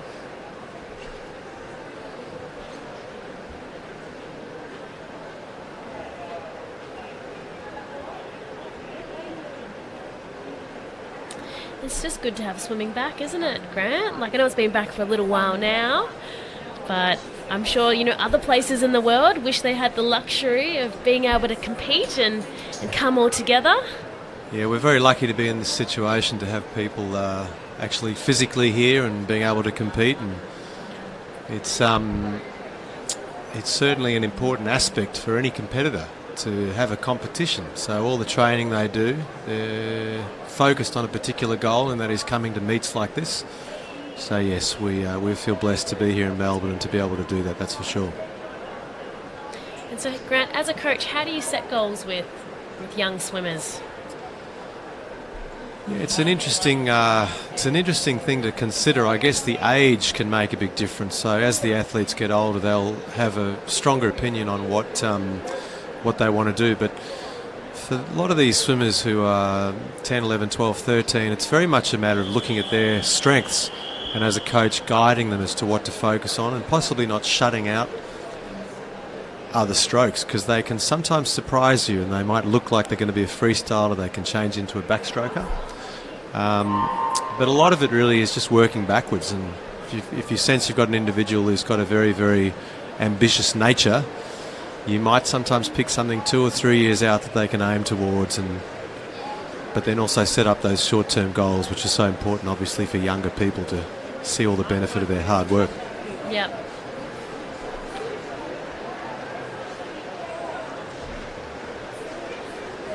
Dylan lining up again. I think we've seen that name a few times. We've seen the two Dylans in action a fair bit tonight. Dylan Logan coming in first on this occasion here in 31.22 in the 50-metre backstroke for the 16-plus boys. And so winning those points for Geelong Independent Schools Sport Association. They'd be pleased with him and his performance.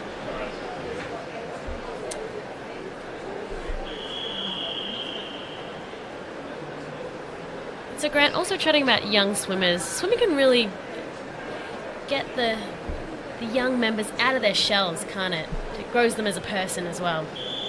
Yeah, exactly. I mean, you find with swimming that you'll have various range, like all athletes, you'll have a range of people who are perhaps a little bit shy, but they might find their way, often in the distance events actually. The sprinters tend to be the big characters. It's not always the way, but generally speaking, the quiet ones happy to chip away at the lots and lots of laps, and those big characters want to come down and take the glory in a short, fast, supercharged effort. And they're probably more patient. They've got the patience to persist. But here we go with a supercharged effort by Yanning Zhang from AGSV 28.71 just here in the pool. Well done. Yeah, it's a wonderful way to bring out confidence often of children who perhaps are finding other areas of their life challenging. It's very interesting to see the confidence bloom when they get into the pool and start feeling a sense of satisfaction from doing the training and watching their times improve, or even just being part of a team and getting the endorphins from the swimming. It can really boost the rest of their lives and gives them a great deal of confidence. Yeah, and even if, this is the top of the game that, these swimmers are going to compete at, they've still got swimming for life. Like, swimming is an overall the best body workout and stress relief there is. It is, yeah. I mean, I guess the fact that it's non-weight bearing it makes it a wonderful sport. And as you say, once you've learned those skills, even if you take a break for a while during your teenage years or into your early 20s, you can always come back to it. And there's many stories of swimmers who've come back to swimming in their older years in masters swimming, who've gone on to compete and really enjoy it. And of course the open water, which is a whole other area of swimming, which is a wonderful thing to enjoy as you get a little bit older.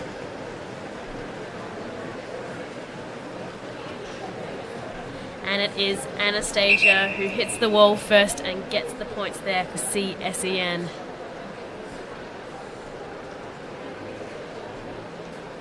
Fairly close competition, as you've seen, as you've heard before, but the nice needed points from CSEN there, just to bring them up a little bit.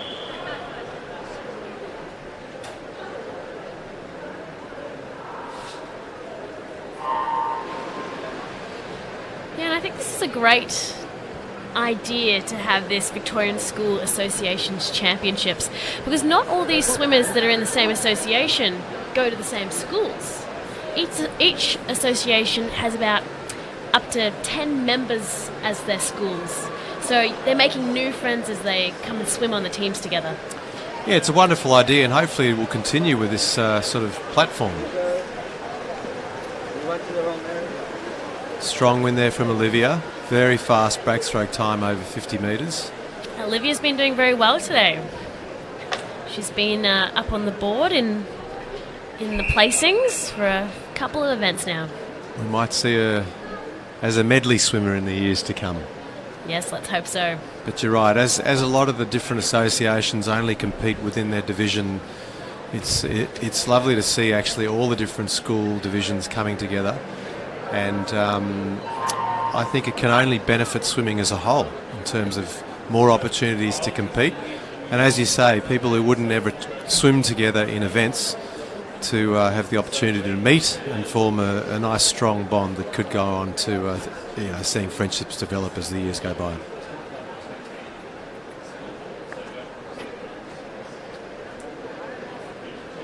Just back to that notion of all the hard training, and I think coaches and probably the whole swimming area is becoming more aware now that as much as it's important to train and to compete, it's very important to look at a longer term vision of swimming, and not everyone can compete at a high level. It's important to encourage everyone to participate. So the idea of having fitness squads and children going into open water swimming, into triathlon, is another way for them to stay involved in swimming if they're not at the elite end of only doing pool swimming. I have been told that some swimmers, though, do struggle with land sports, such as running. So that might be their weak leg if they went into triathlon. Yep, well, considering most of the time's on the bike and there's a bit in the running, and the swimming is, it's not exactly super critical, or they do want to be somewhere up the front. So yes, it's you certainly need to be an all-rounder when you're going to something like triathlon. And so we've just got our multi-class event in the water just here as well. So we both just had Abby Paulette and Ethan Ray just hitting the walls just there. But as we said just before, it's based on what class they're in, and they've got a range of classes: S9, S10, S15 and S6 are in this race today, and it's based on points. So depending on their classification, they'll get points depending on what time they get, which that means that the first person to hit the wall might not necessarily come first in this particular race overall. So it gets calculated by a program that's worldwide, and we'll find out soon enough who actually came first place. Yeah, and some of those athletes who are not able to have the full range of all their limbs, they've really got to work a lot harder, and particularly those coaches coaching them need a specialty in terms of working out the best way to maximise their power through the water. So it's a very complicated area, and hats off to those athletes doing that, and also the coaches working with them to try and find creative ways to get them from one end to the other quicker.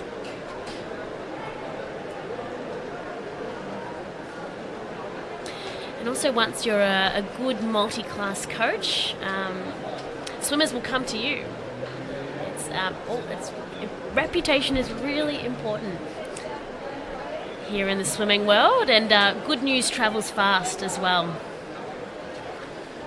Yeah, hopefully it's not as brutal as the football world. If you don't get a strong performance, they're asking questions of you. Hopefully you get a little more quiet work done behind the scenes.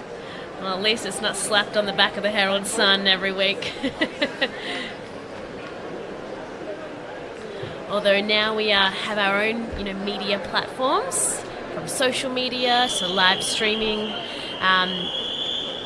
It's a good way that we can showcase swimming, so we don't need those traditional news outlets.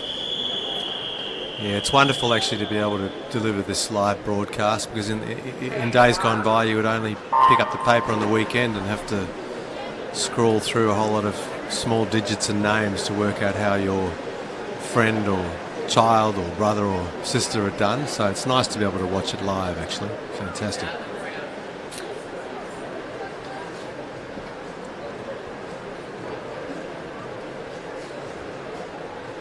So here we've got the boys 12 to 13 metre medley relay. So it's 50 metres, so this is the first leg of the backstroke. As our next swimmers get prepared.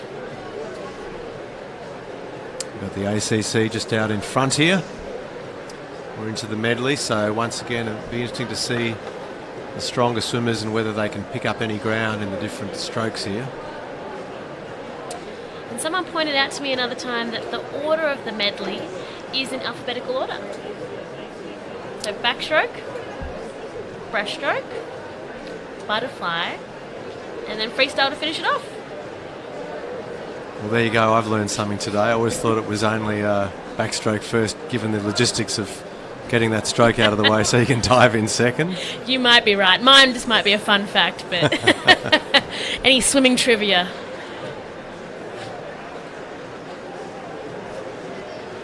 Quite a big gap here, so I'm not sure they're going to be able to make this up, but it could be a race for second and third in the ICCE and the GISS, which is, of course, the Independent Catholic Co-ed Schools and the Geelong Independent Schools Sports Association. So many acronyms, but as long as you know which acronym you're cheering for, that's what matters. And so we've got the ACC, the Associated Catholic Colleges, out in front now, but being chased. This is going to be a close one, Grant? Yes, it is. I think there could be a bit of a comeback on the go here. I think we're going to see a photo finish here. I think we've got a strong second half from this Geelong Independent School swimmer, and I think he's actually going to take it out. Oh, you can see he's he's chasing. Just got the back end. Can solid. he do it? And he's done it. That's a really great swim on the end there on that final lap. Probably had a 2-metre deficit to make up there, so fantastic effort. He's looking for his time up on the board. Yes. Relief on his face just here. Well done.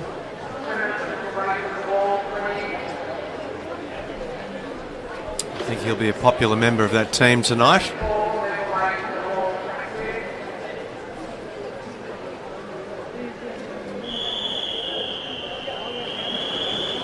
So Grant, how did you celebrate as a swimmer? If you had a good win? Well, I don't know if I had that many wins actually. I was only state level. I was a better coach than a swimmer. But and I think I was too young at that time actually to do a full celebration. But I have heard some of these swimmers do go a bit crazy. All that time in the pool, when they get to let their hair down, they certainly do.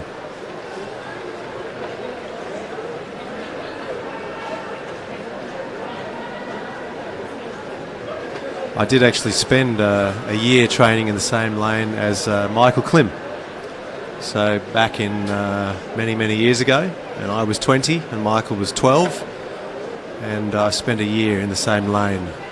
I don't think the coach acknowledged me quite as much because he figured as a 20-year-old I didn't have much hope to ever to make the Olympics, so he had his eyes on Michael and Nicole Stevenson and Toby Haynen, who were the 3 Olympians in that particular squad. But it was fascinating looking back at a 12-year-old and how he developed into the powerhouse that he was, Michael Klim. Yeah, that is some good company and stories, to see with your own eyes how that's developed. And that's probably happening in a lot of clubs around Victoria right now. Yeah, it's interesting. I mean, the whole talent identification aspect of sport these days is quite fascinating. I think sometimes it's a bit too brutal. I know they look for tall swimmers these days, but I think it's important not to rule them out too early on. And hopefully Michael's not listening, but at that age he was known as Lumpy because he had a little tummy on him at the age of 12. But I then saw him about probably 10 years later. I lined up against him in an Australian Surf Lifesaving Championship and didn't recognise him. By that time he was 6'4" and with shoulders about 1 metre wide. So not so lumpy anymore. Not so lumpy.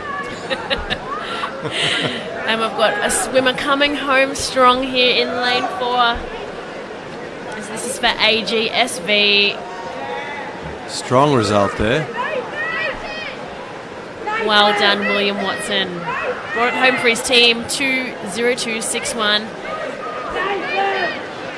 Lots of people shouting out from the crowd now.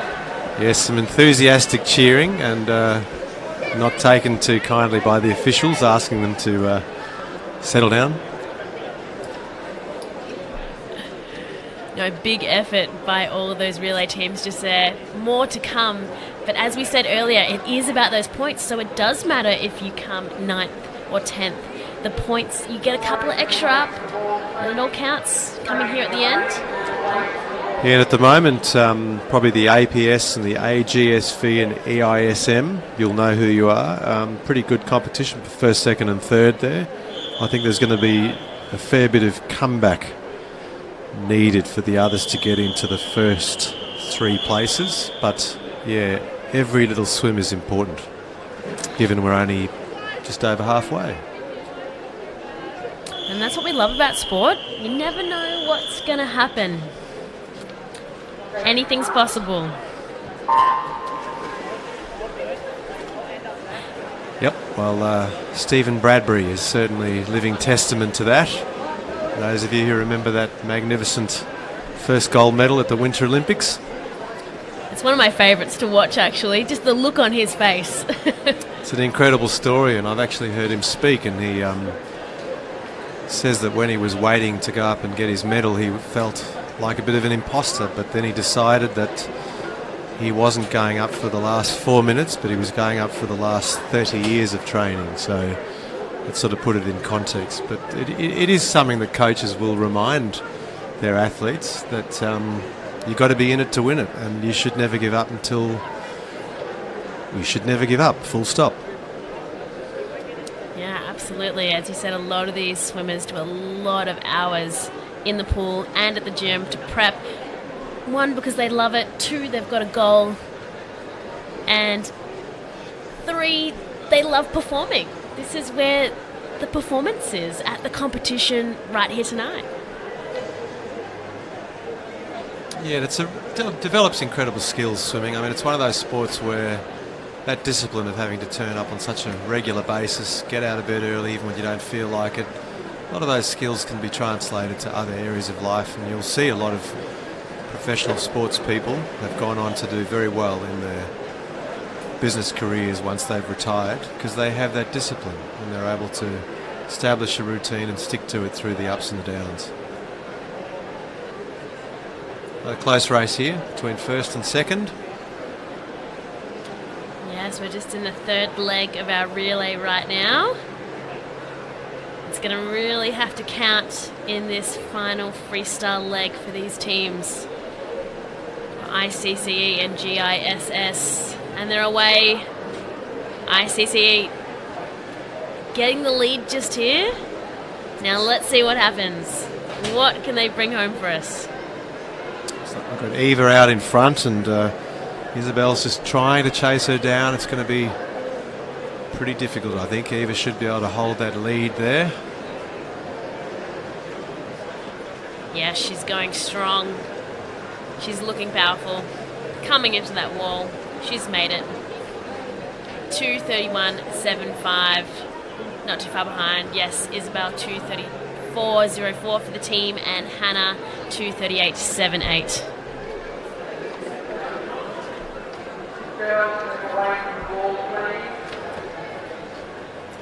Heat 2 of the girls 50 4x50 medley relay coming up. Another full pool. See a bit of splashing here as they get started.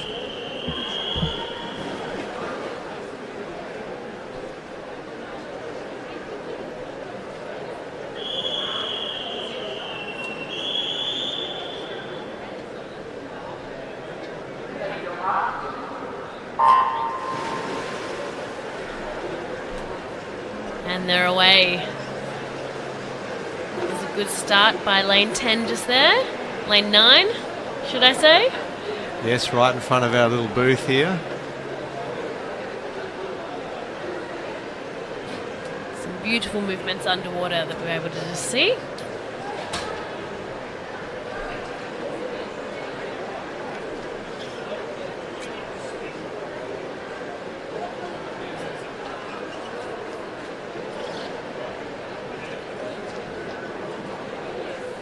And so you're connecting in on your device here to check out this live stream. Also, stay up to date with all the other news from Swimming Victoria.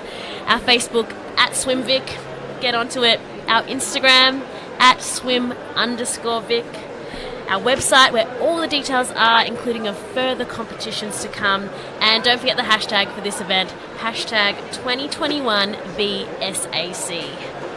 So get onto it, check it out. Photos here happening at the events as well.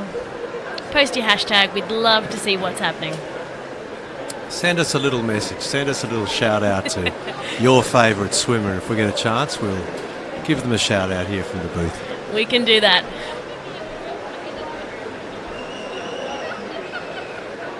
So we've got another race here between lanes 3 and 4. AGSV, we've got Kira and Romy in the pool at the moment, and coming into the final lap. There we go, just a split second difference here as they dive in for the final lap of freestyle.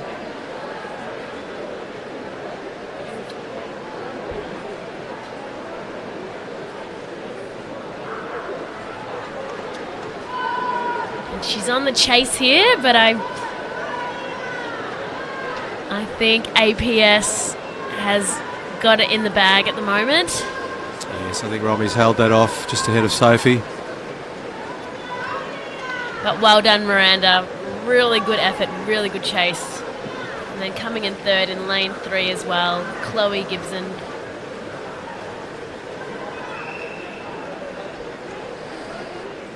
Well done, girls. Bring it home for the teams.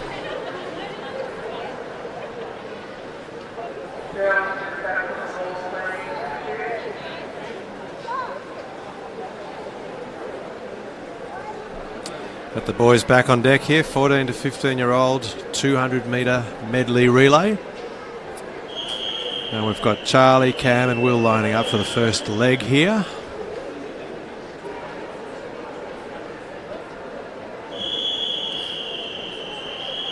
And that's a name I know, Cam Tregaskis. Shout out to his family if they're watching. Recently took Cam across the rip in a open water adventure. Very brave young fella. Swam without a wetsuit, and there's not much of him. So he's certainly a strong swimmer and a brave soul. Looks like he's got himself out front there.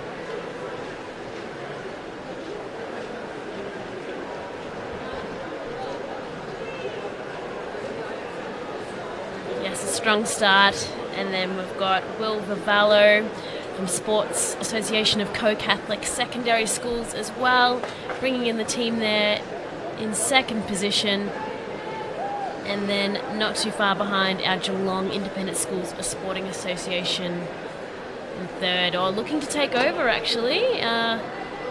They're catching up just now. They're in second position. Yeah, that was a great start there, and obviously a very strong breaststroker there, bringing the team up. And it'll be interesting to see now in these third and fourth legs whether they can make some sort of impression on the leader there. Yeah, the boys on the blocks prepping.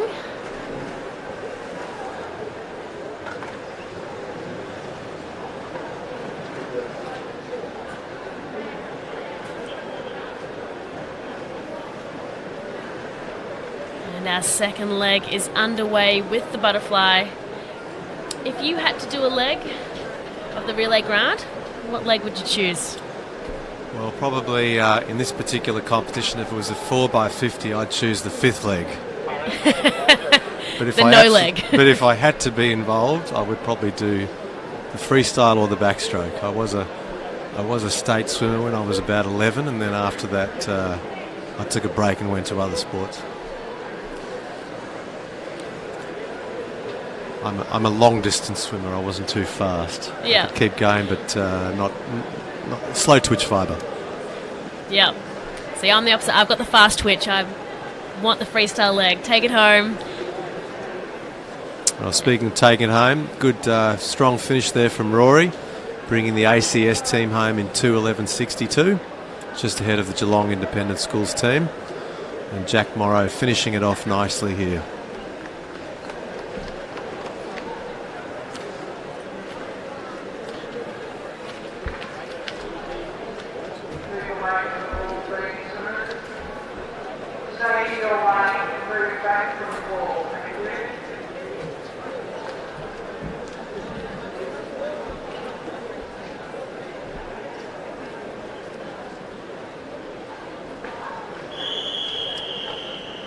Heat number 2, the 4x50 medley.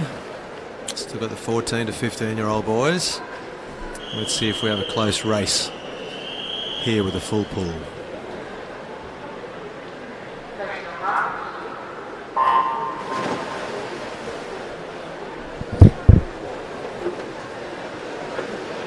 And someone spent a bit of extra time under the water there, but that was a great example of a strong start underwater, and he's popped out in front. Now remind us at home, how long can you stay underwater for before you surface? So 15 metres from what I believe. I might double check that in a moment, but I'm pretty sure 15 metres. And that's something the technical officials will also be watching for as well. Yeah, you can actually see they have a rope here at the pool placed at that mark, and so the officials will be making sure that they don't pop up after that rope. And yes, I can see the pace in the pool at the moment. Breaststroke is up and happening. The butterfly boys are about to jump in now for their leg.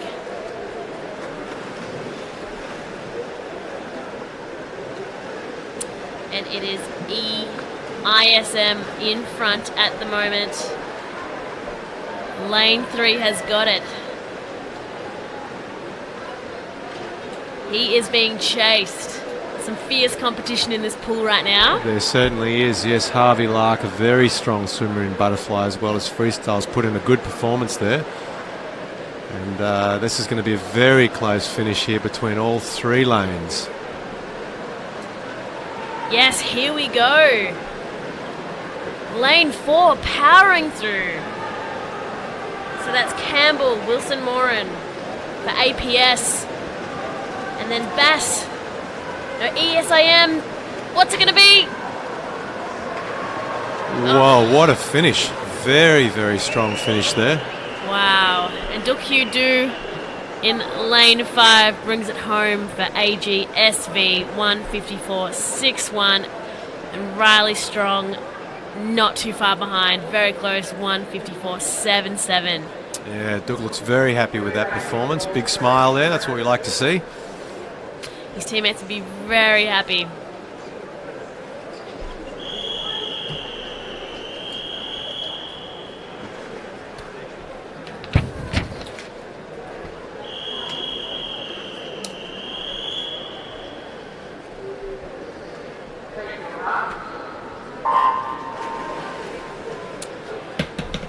Now it's the girls' turn.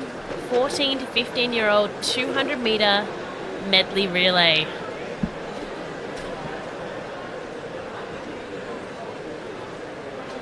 So we've got SIS in lane 4 just leading.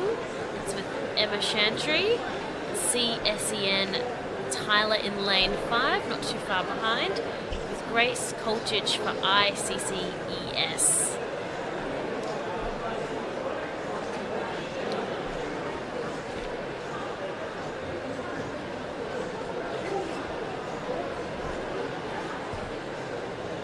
Just diving in there, we've got Amy, Holly and Isabella.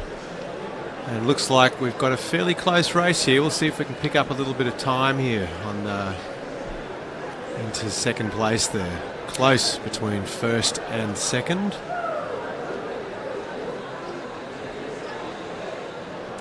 Yeah, I always think it's that third leg is where it's make or break. Because you can power home. If you've got a strong freestyler, you can power home. They've got one job and they just head down straight forward, but it's these other more technical swims. I think that you're right. They've got to get them into that position. So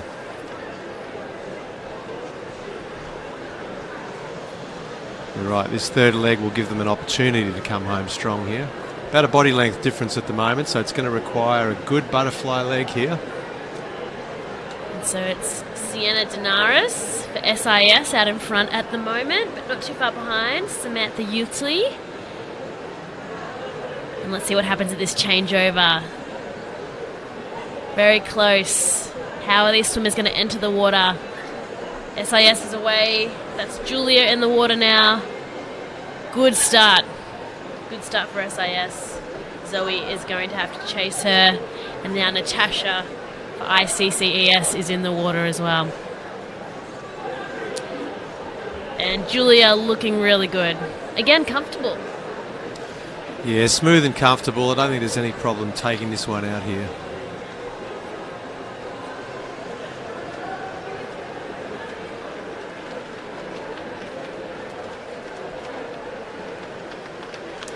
And well done, Julia. Hitting that wall first. Zoe in second. And then Zoe, the other Zoe Kuchik for ICC, finishing in third for the relays.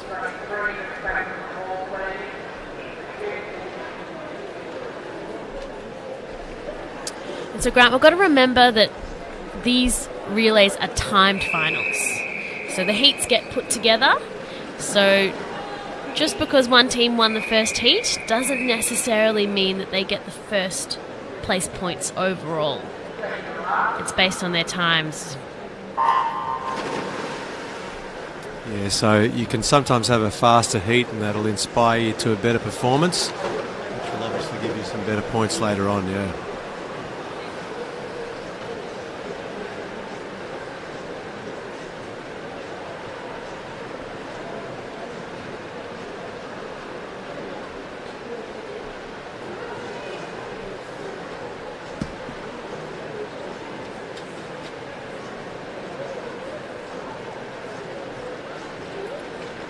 Second leg is away. Girls swinging their arms around, diving in. They've got the momentum and they're away. A fairly even race across the pool here. It'll be interesting to see what happens in this third leg. We've got probably almost anyone's race. Probably 5 teams here that have got a good chance of a win. So let's see what happens. They're really attacking this breaststroke leg. Lane 7 as well. Yeah, Lane 7 coming home very strongly, putting their team in front there. The Geelong Independent Schools off to a great start there in the butterfly. So Geelong, good opportunity here to perhaps take out this relay. Fantastic. Let's see what happens.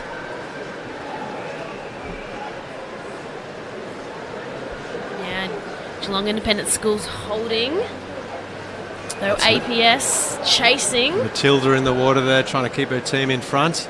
Let's see who goes into the water first. Oh, looks like there's been a slight lead change there. Lane number 5. So that's GSV just in the lead. Our girls Sport Victoria. Can she hold it?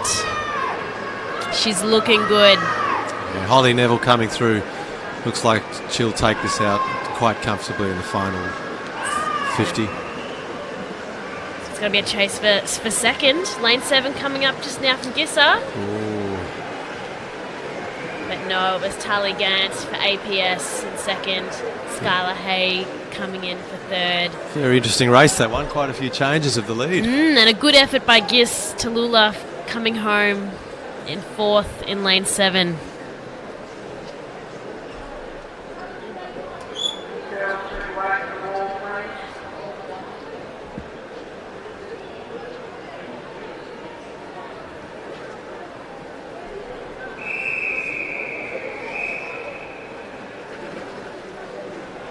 Now we're over to the boys. 16 and over 200 metre medley now.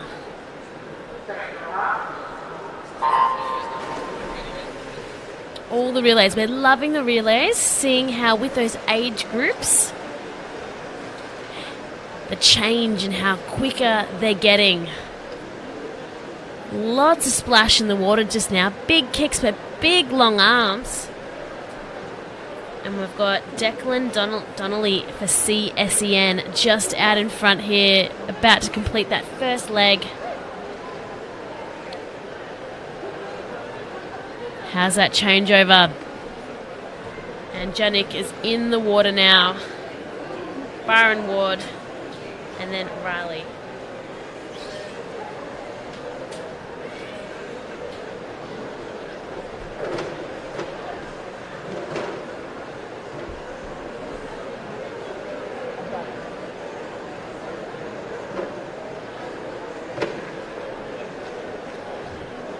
See SEN just out in front still.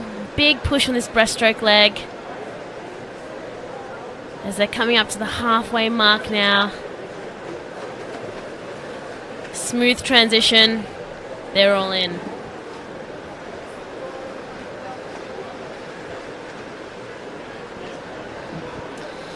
There is an infraction report for event number 33, heat number 1. 4 times 50 metre medley relay for the girls. Second swimmer executed more than one butterfly kick after the start of the breaststroke section. So that was an infraction report for event 33, heat 1, lane 3.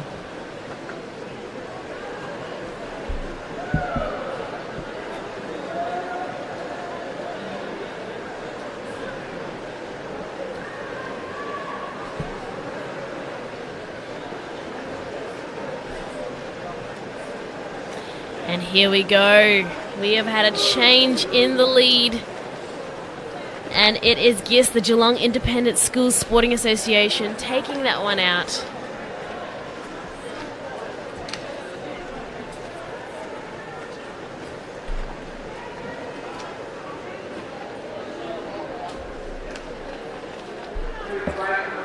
Well done to the boys.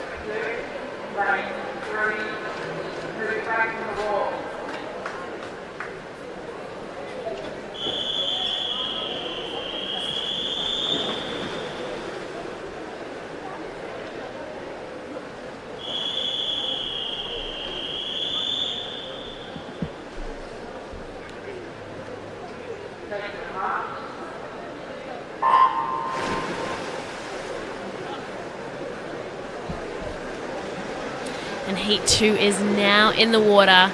We have a full pool. How exciting. Lots of splash in that backstroke. Big kicks under the water, arms up and over. And it is looking heat lane 5, lane 4, and lane 6 looking good out in front with that transition. Second leg swimmers all in the water now. The breaststroke, away they go. And it is Lewis Ainley in lane 5, leading the pack. Not too far behind, Willem Petrick in lane 4. Getting ready for that next transition. The changeover happens. Nicholas Layton in the water for AGSV. Now Riley Mitchell as well. Not too far behind, William Pendergast for SEISA. Everyone's looking strong across the board in their butterfly. Can they catch that distance that's been put between them? Final leg now. In the water, and a powerhouse swim to bring it home. It's going to be lanes 4 and 5. AGSV and APS. Ed Speller in lane 4, pushing out in front. He is looking good. He is going to take this home for the Public Schools Association. Yes, 1:47.31. Nicholas Malcolm doing a fantastic job in 1:48.23. And in third, Samuel Kernich, 1:56.42. Well done, boys. A big swim by those placeholders at the start there.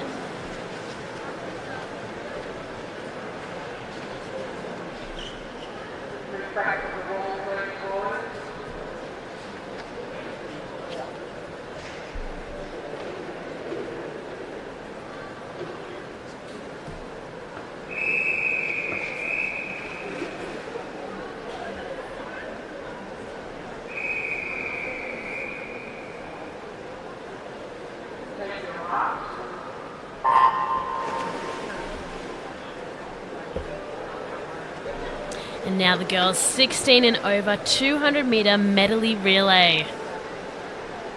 Another one in the water. Arms up and over with big kicks. Gracie Healy looking very comfortable. Strong arms. Anastasia for CSEN. She's been a star for them tonight. But it's Megan Flores from SACCSS who has gotten the lead in the water just now. So that is the Sports Association of the Co-Catholic Secondary Schools.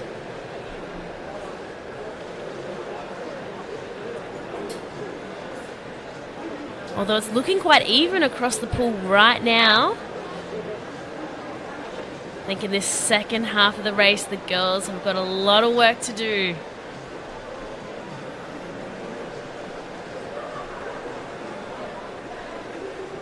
Coming into the wall just now, Megan. And they're in.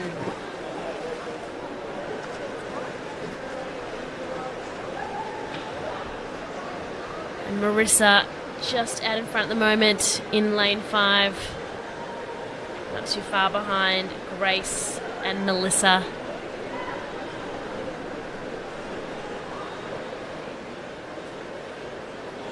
We'll find out what happens in this final leg.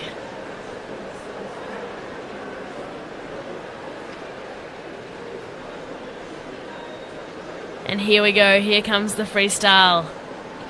Which girl is going to bring it home?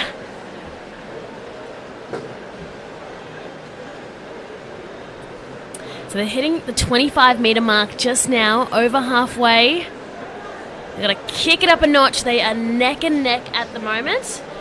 So this is Callie in lane 5 and Chloe in lane 3. And Chloe is just out in front here. Can she hold on? Let's see. And she's got it. 2:22.58. And then Callie 2:23.24. Julia then finishing off 2:28.78. Well done, girls. Great swim, some great competition.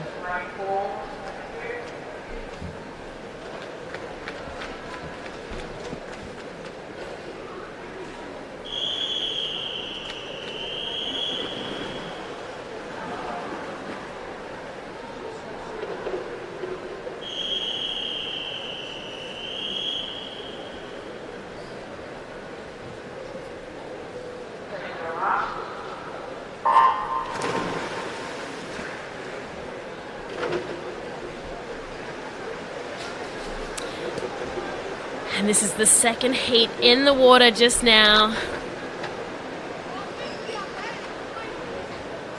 Quite even across the board in 6, 5 and 4 and 3 at the moment. That backstroke first leg. Got to create a good start for your team. Tactics in it. And away they go.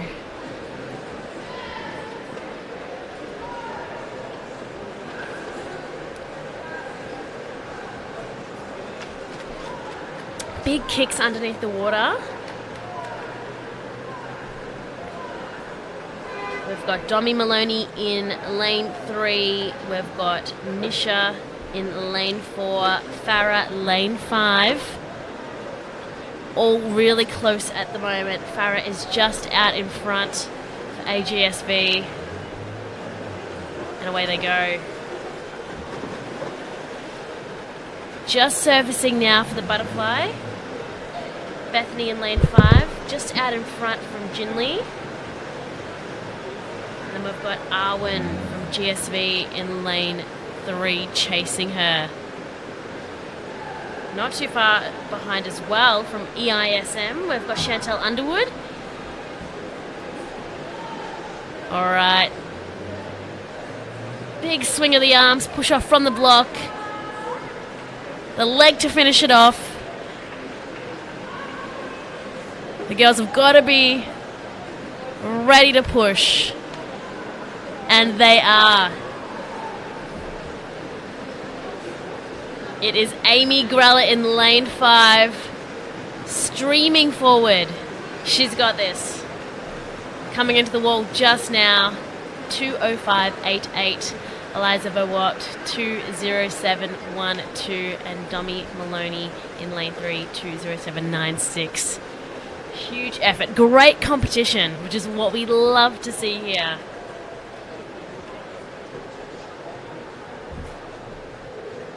Fantastic swim, girls, and I can see a mum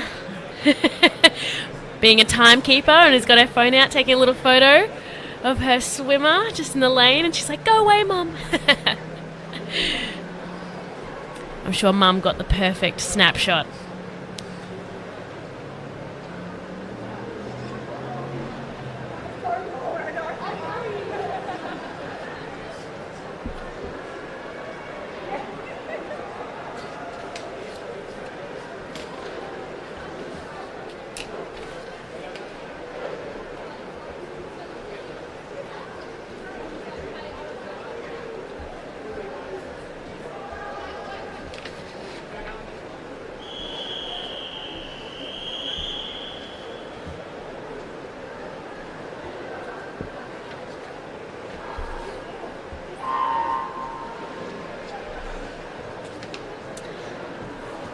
Now we're back to our 50-metre races. We've got the boys 12 to 13, 50-metre breaststroke.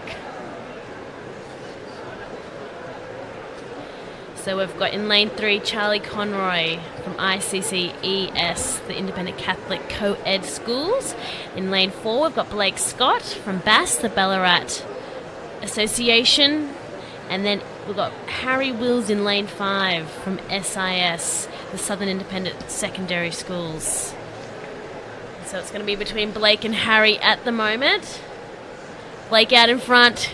He's going to be able to hold it. And he's got there, 43.76. Great swim.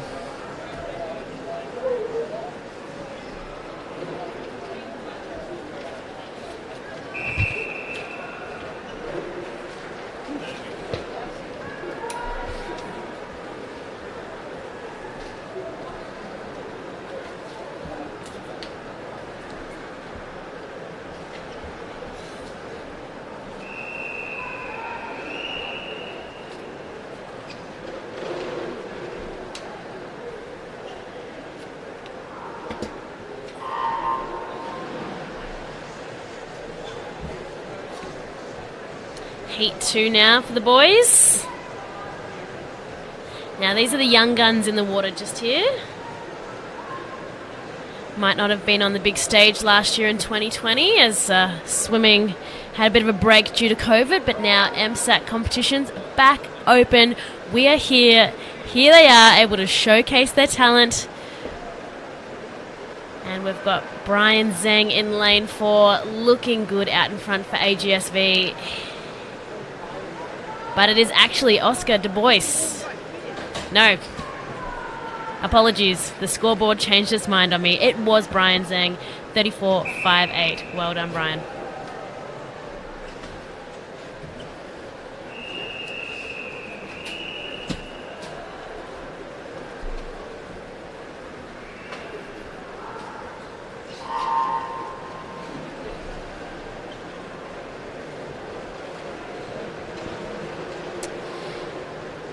There is an infraction report for event number 36, heat number 1, lane number 4.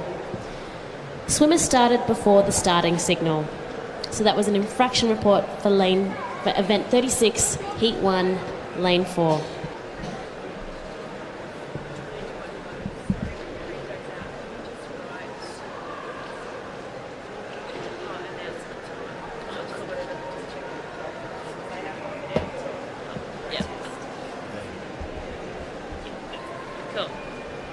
No, this is something new. Thanks, Letty.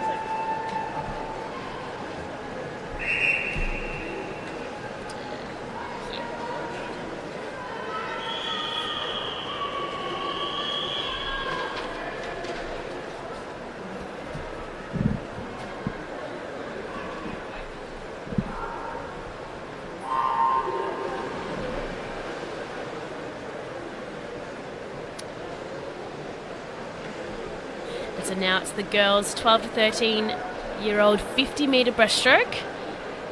They're up and away in the water now.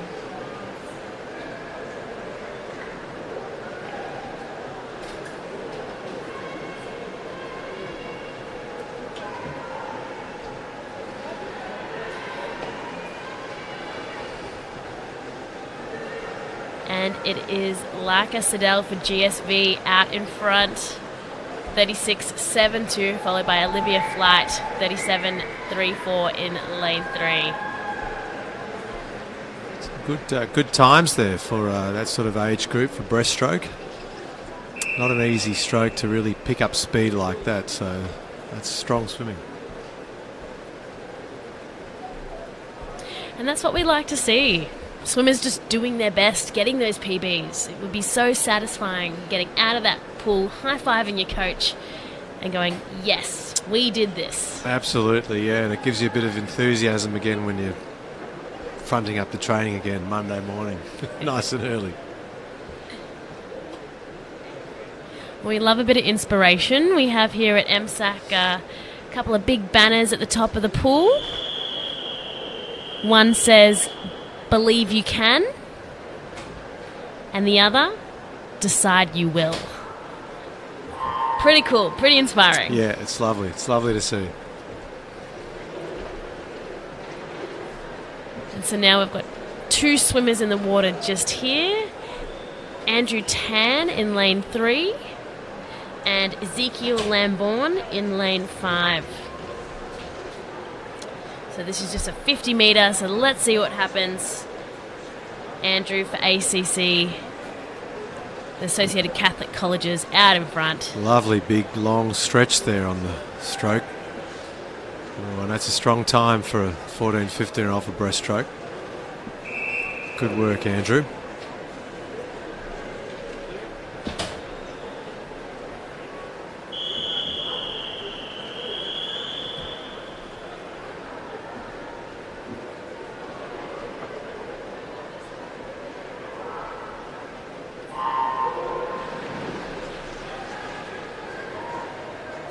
So here we go with Heat 2.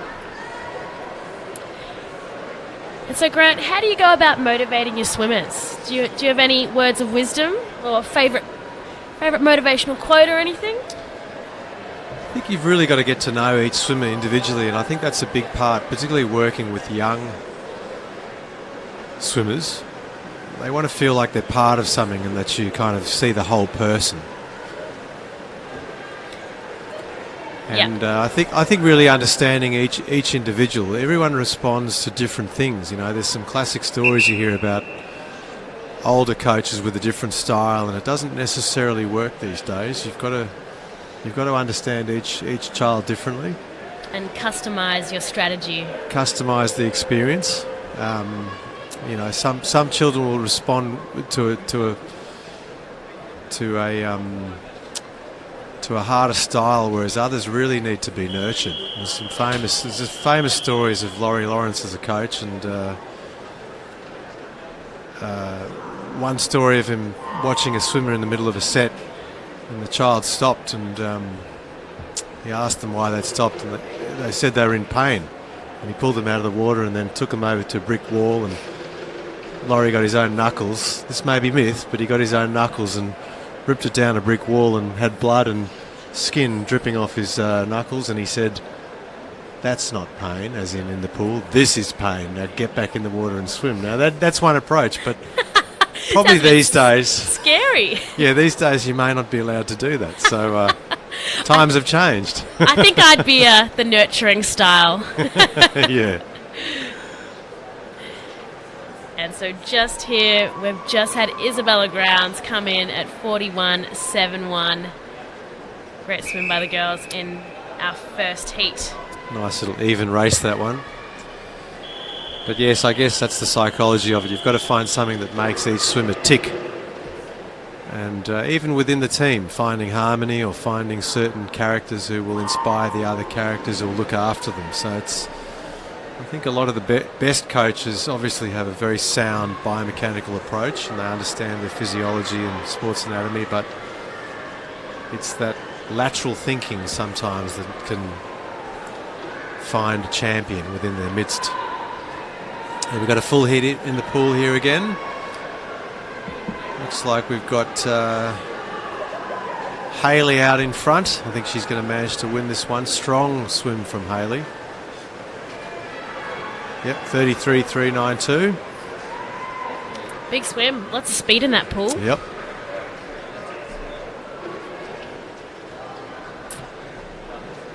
And so, Grant, have you seen on Netflix the Last Dance, the documentary on Michael Jordan's last season?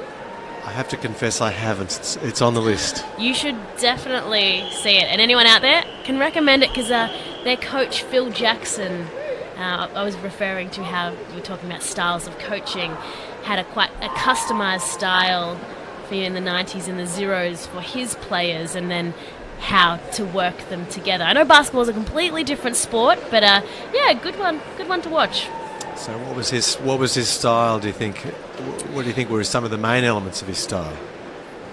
Probably what you said about customising that experience of getting the best out of the individual and recognising their needs and how to propel them forward individually and then how to bring them together as a team and have them understand how he worked and did that fairly.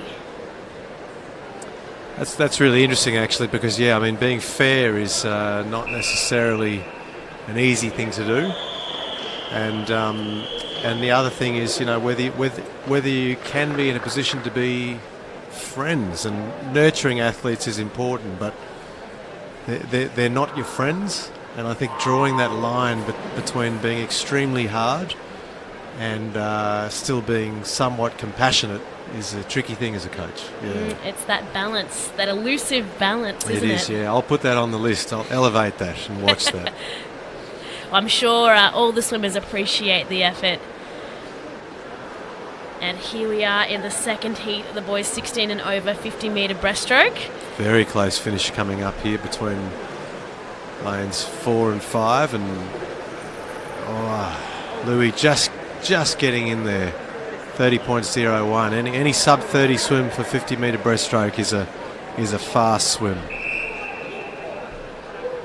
Yes, well done, boys. And APS and AGSV will be wanting the points at the moment. It's tough competition between them from what we read out the point score about halfway through the event. So now we're coming down to the more pointy end. This is where it'll really count. Yes, and I'm not sure how well they know the point score, so I don't know if it's going to make any difference. Do you think they'll know some of these swimmers about the performance of their team, or is it a mystery? I'm not sure, actually. There might be some reports on the results pages that go up on the wall, that they get blue tacked up on the wall over there here at MSAC, so swimmers and coaches can come and read the times and the outcomes. So potentially they're up there, but otherwise we just had some inside knowledge, as I mentioned. Yeah, we haven't had anyone knocking on the commentary box here yet, which is probably earlier. A good thing. So hopefully people at home had texted their scores to their friends and their swimmers here, but it's going to be quite a close one between those top three teams, as we said, the APS, AGSV and EISM, very close, and GSV and ACS, BAS not too close behind in a pack together. Strong swim there from Van Du, coming in 40.8, reasonably close little race there against Lauren and Avla.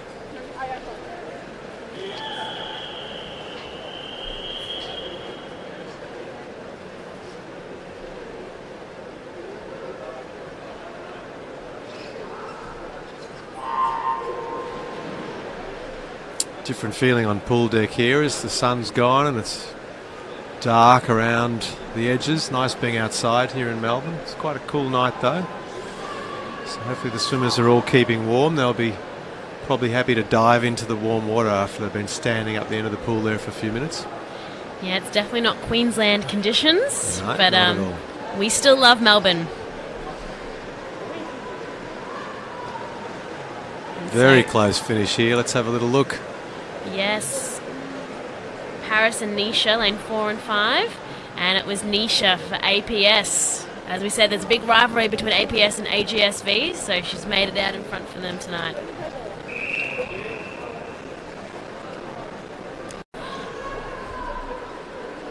And so, yeah, Melbourne, the sporting capital. And I really think it is. You have so many opportunities here. And swimming being a fantastic one. MSAC, fantastic facility in this outdoor pool. It's quite spectacular. It really is. Well, it's lovely to have obviously two 50s here and a 25, and then they can chop them in half, and there's different temperatures of the different pools. And to have the fresh air environment out here is also, I think, wonderful for a lot of athletes, because it's often a bit tricky training inside. And yeah, strong culture of swimming here in Melbourne. Some wonderful coaches and some really, really good clubs.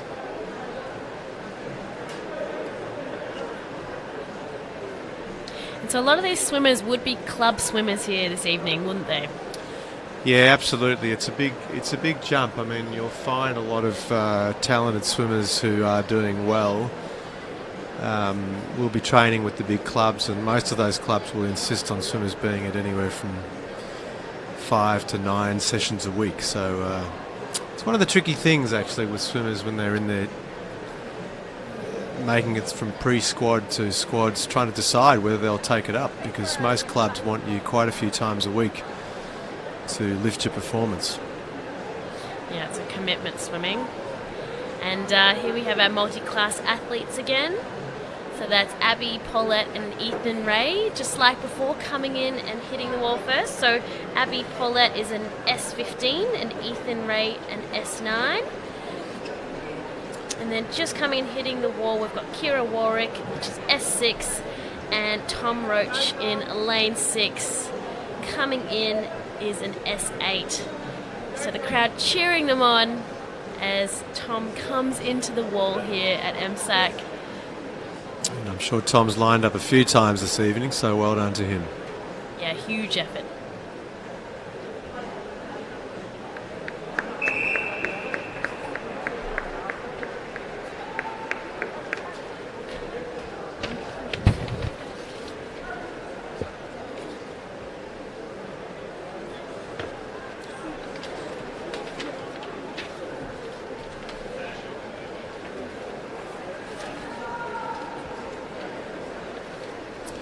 Getting ready now for the boys 12 to 13 4x50 freestyle relay.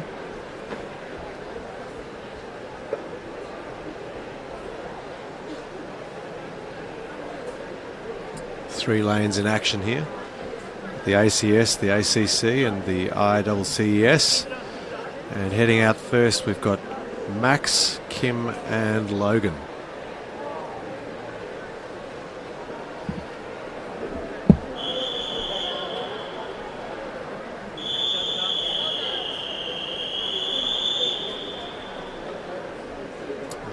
Down to just 2 by the looks of it. Max and Kim.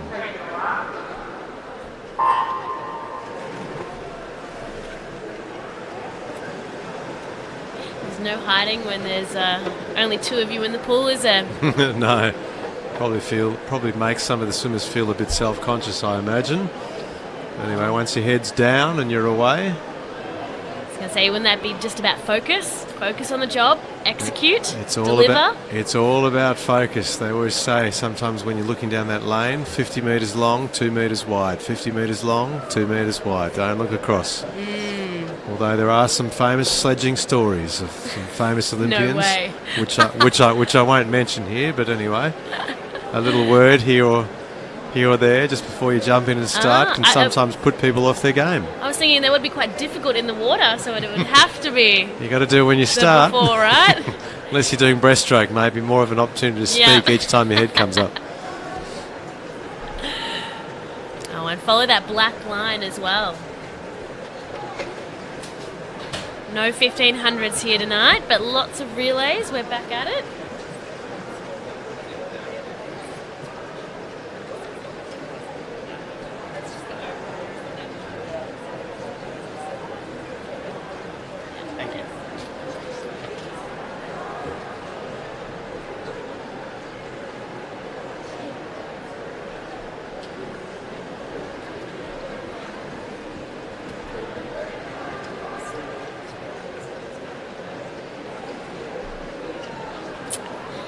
And here we go on our final lap for these swimmers. The distance isn't too far. No, it's pretty close. I think it's still going to take a big swim for a comeback here from William. He's actually making a little bit of ground, but yeah, I think he would have needed, he's done very well, but I think he would have needed another 10 or 15 metres to make that up. Well done to Xavier for holding him off there from ACS and second ACC. And we've got a little points tally coming up for you in just a moment. Those of you have been wondering, yes, little drum roll. It's all friendly competition, isn't it? Oh yes, it's all very friendly until you get in the water.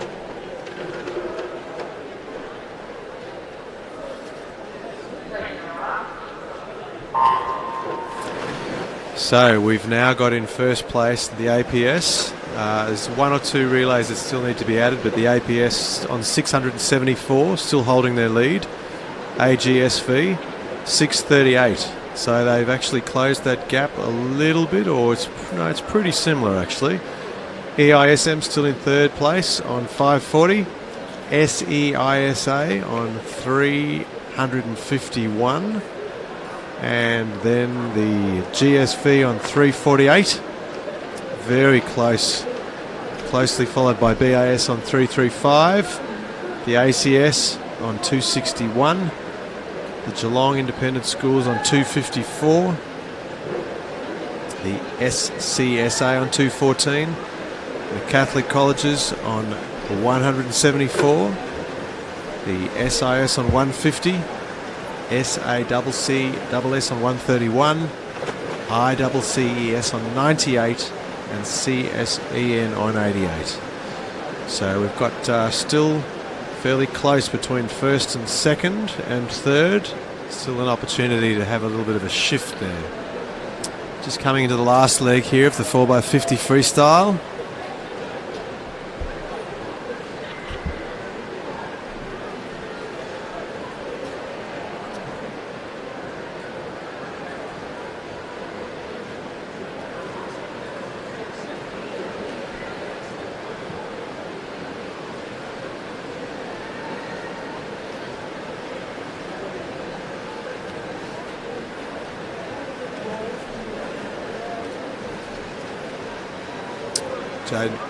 Brian finishing a little strongly with a time of 1:48.76. That's some fast swimming there, 4x50 freestyle relay.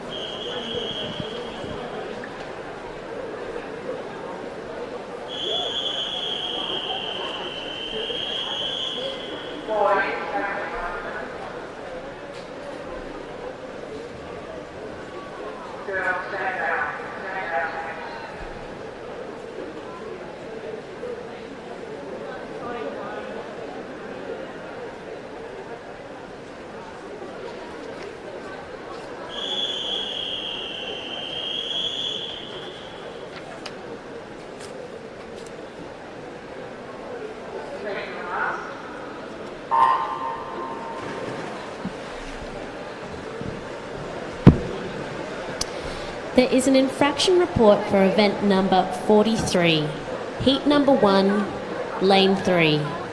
Swimmer number 3's feet lost contact with the starting platform prior to preceding their teammates touching the wall. So that's an infraction report for event 43, heat 1, lane 3. Very close race here in the girls 4x50 freestyle.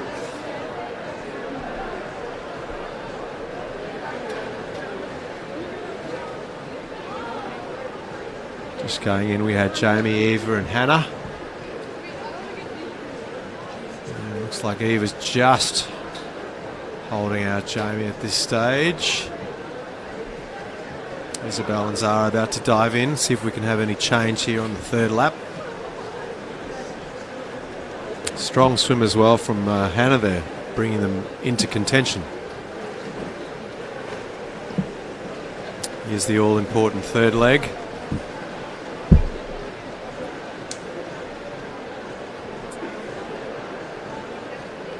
We've got Zara holding the lead there, giving her team a good chance for a win here.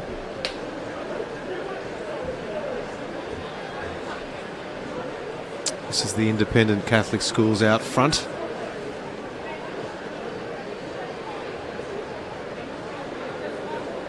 And Emily's gone in ahead here, and hopefully she can hold off her rivals on the last lap here. But there's a strong push coming here from Georgie, from the Geelong Independent Schools, and this is where you can see they've chosen a strong swimmer here on the end. Looks like she's going to possibly take this out. Very good effort. Good start. She's looking smooth. Yeah. There's no panic in that stroke whatsoever. No, and Emily's going to have to work hard to hold the second here. She swam her own race in that last leg. Certainly did. Strong finish there by Georgie. Well done to her and well done to the team. 2:10.19 the time for that one.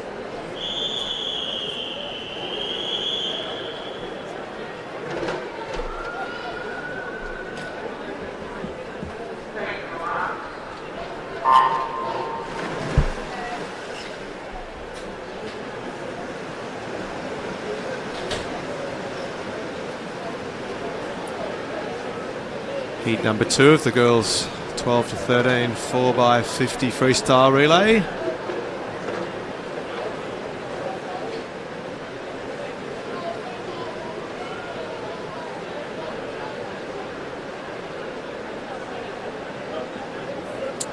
And GSV and the APS just going in at roughly the same time there on the second lap of the 4x50 freestyle.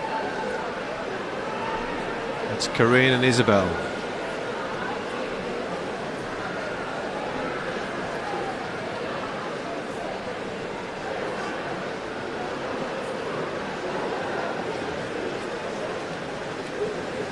Seeing a few of these same names pop up here. Girls have had quite a few swims tonight.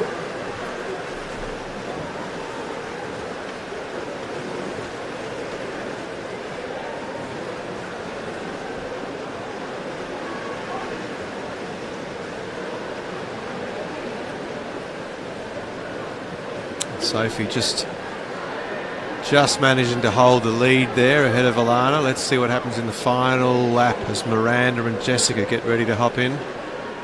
It's going to be a close finish.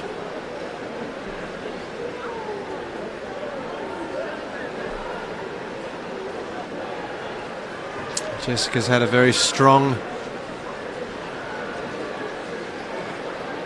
start there, so she might know. Looks like Miranda's going to be able to hold her off.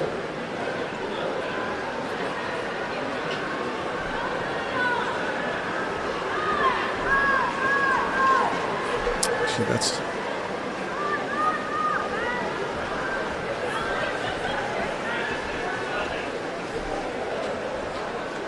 great win there by the GSV. Just sneaking in there. 1:56, very strong time for 4x50.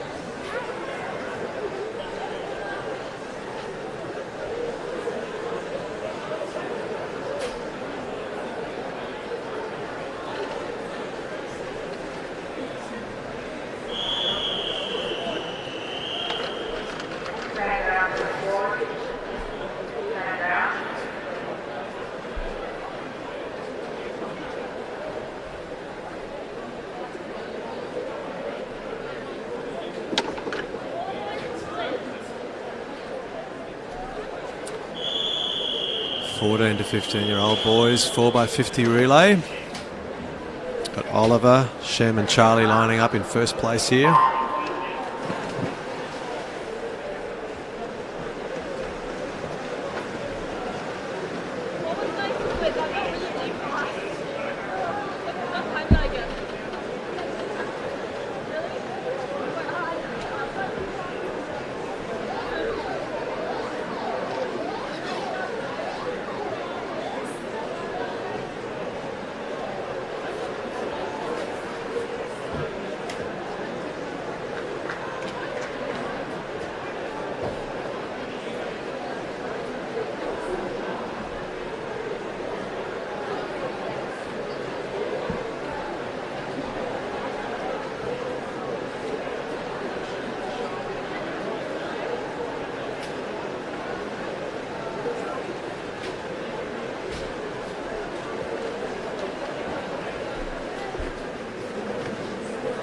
Bit of ground to make up here, but a pretty even race so far.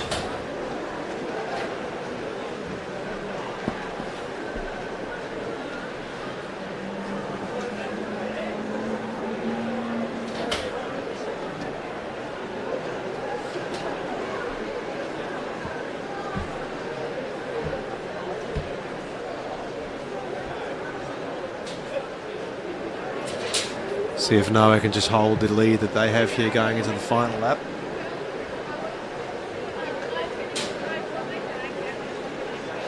Campbell's got a lot of work to do. I think it's too much to make up.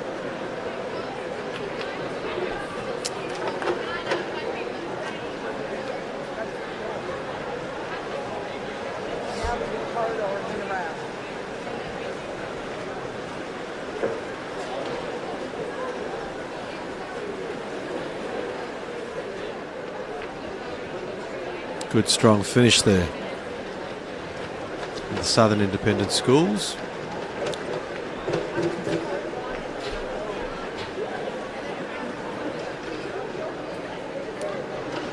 All the swimmers look to be really enjoying these relays tonight. Good atmosphere on pool deck. Lots of smiling. Plenty of high fives. And the relays are often a nice break from the individual events. Heat 2 of the 4x50, 14 to 15-year-old boys, freestyle relay.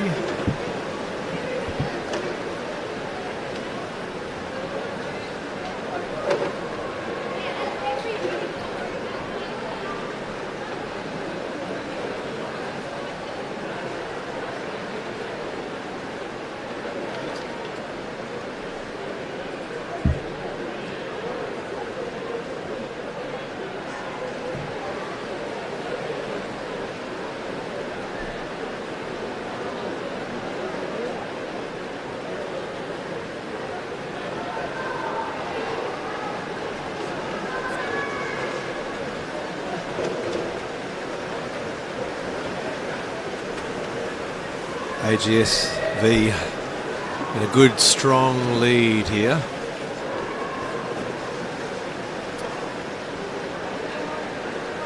And Lachlan holding that lead well. A lot of splashing going up and down the pool on these freestyle kicks. So important to get that body position up nice and high.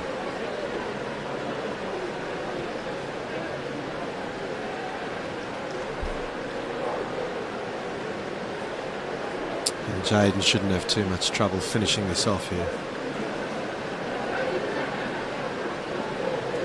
Could be a good race for second though.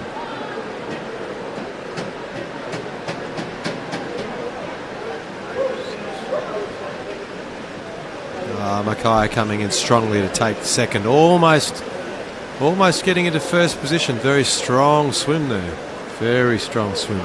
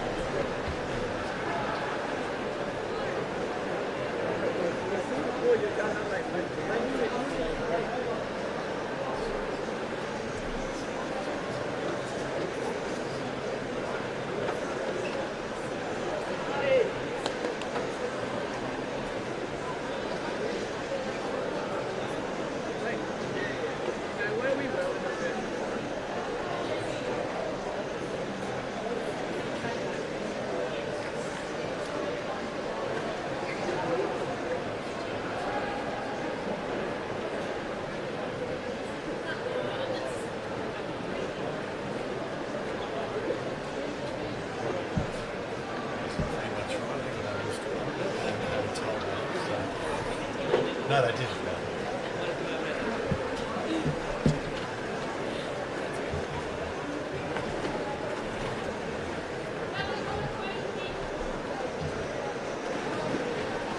Quite a strong lead here, but we'll see if they can make up a little bit of ground in the vital third leg.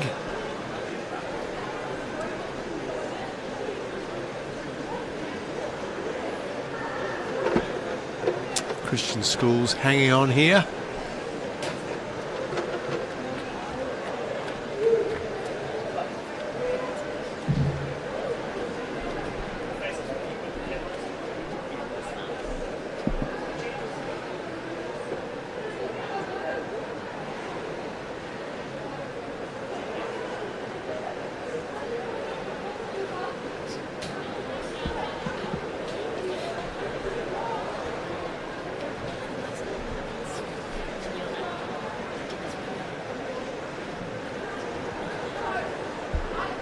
Strong finish here.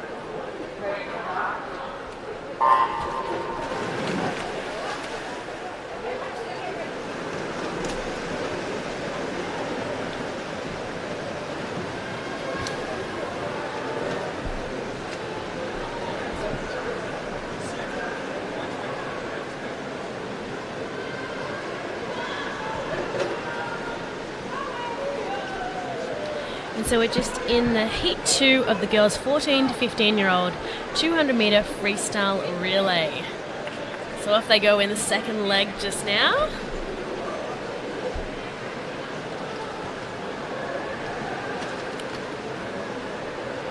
And this is looking like a quick one.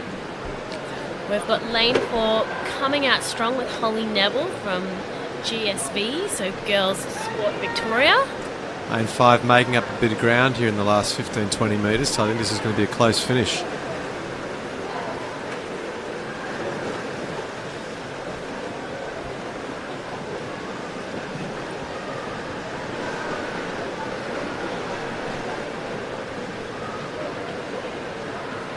Alana's hanging on to that lead at the moment, but it's going to be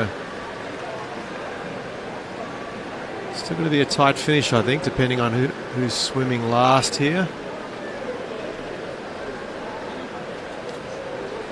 Always a bit of pressure on that final swimmer when you've only got a metre or so. Absolutely, because it's achievable. It's you absolutely can catch up. doable, yeah, absolutely. But no, it looks like Alexandra Skinner in lane 4 for GSV is going to take it home. Isabella Boyd from APS is going to chase her. But she's got it. That was a strong comeback. Once again, another 5 metres could have given her a first place there, but managed to hang on. This is not a 55-metre pool, is it? No, that's right, but their coaches always say swim through the wall, swim through the wall. Believe it or not, there are quite a few pools around Melbourne that they've made the wrong distance. No. Yep, by 1 centimetre. So there's probably about 3 or 4 pools, which I won't name. I was going to say, have they communicated this? You wouldn't know. Well, they did way back then because none of the records stood. They were 1 centimetre short and they were never allowed to be used as proper competition pools. That's a fun fact. Swimming trivia. Swimming trivia. Hopefully this is the correct length. I'm sure it is.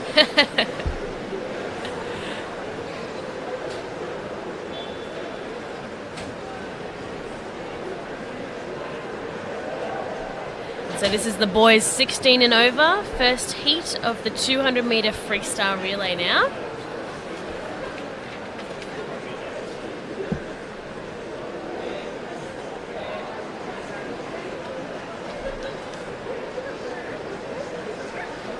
Just 3 lanes in use here, but it's quite a close race between first and second here.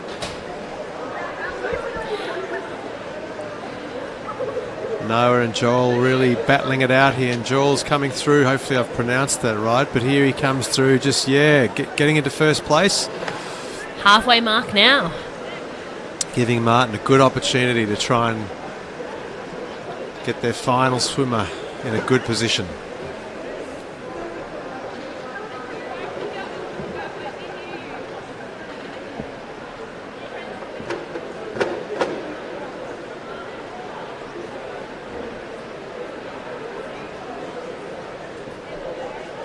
And here we go.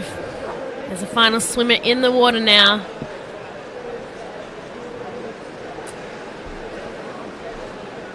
And that is Jai Runner-Smith from SACCSS. Yes, and I think he'll enjoy this lap, knowing he's got a fairly comfortable lead. But it doesn't look like he's switching off. Good for him, taking it out strongly. People are watching. I don't think you can switch off. I don't think you can. So even if you win, I'm sure the coach would have feedback. They'll be watching. They'll be counting the strokes, analysing very carefully.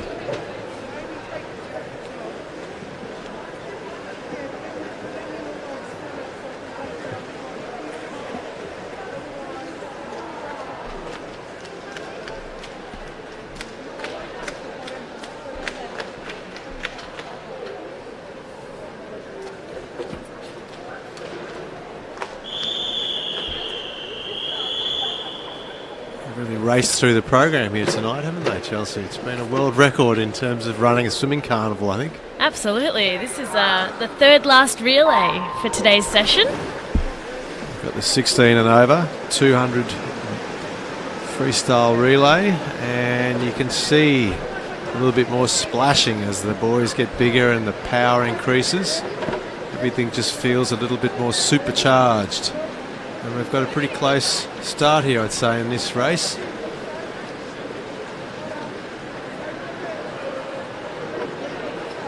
Lane 5, the AGSV, I think, just getting off to a good start. APS right up alongside. This is going to be a very close race, this one. A little bit of pressure here for Nicholas and William going in third position. Hit our halfway mark just now. Good flying start there from Nicholas. Absolutely fly into the water. Yeah. And William took a fair bit of time under the water there, but I think he got a good start, and I would say he's making up some ground here. So I reckon we've got a close, very close finish coming up here. We've got Ed Speller popping up again here, and Louis Ainley to see if they can take out this final section. And going in exactly the same time there. And an important one too, they're both from those associations, from our public schools and our grammar schools, and they're at the top of the leader mark at the moment for points, so important racing right here.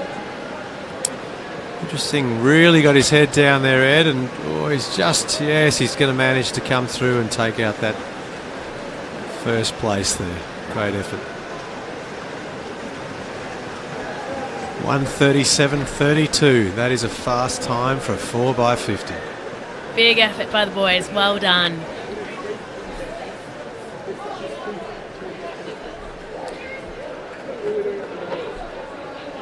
And then now to finish off our evening event 48, we've got two heats. Here's the first one right here for the girls 16 and over 200 metre freestyle relay. Ayla, Rose and Grace lining up to send them on their way.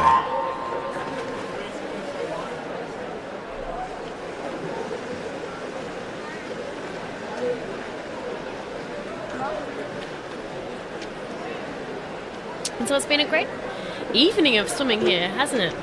Certainly has been. It's been action-packed and wonderful to see everyone here at the pool on a lovely Melbourne night. Cool but lovely. Yeah, we have taken a bit of a dip in the temperature, but our spirits are high. The crowd is still here, wanting to find out that final result. And lots of high fives, handshakes, hugs outside on pool deck as well. So some really good friendly competition to see, and yeah, we love having these swimmers here at MSAC for our Victorian Schools Association Championships.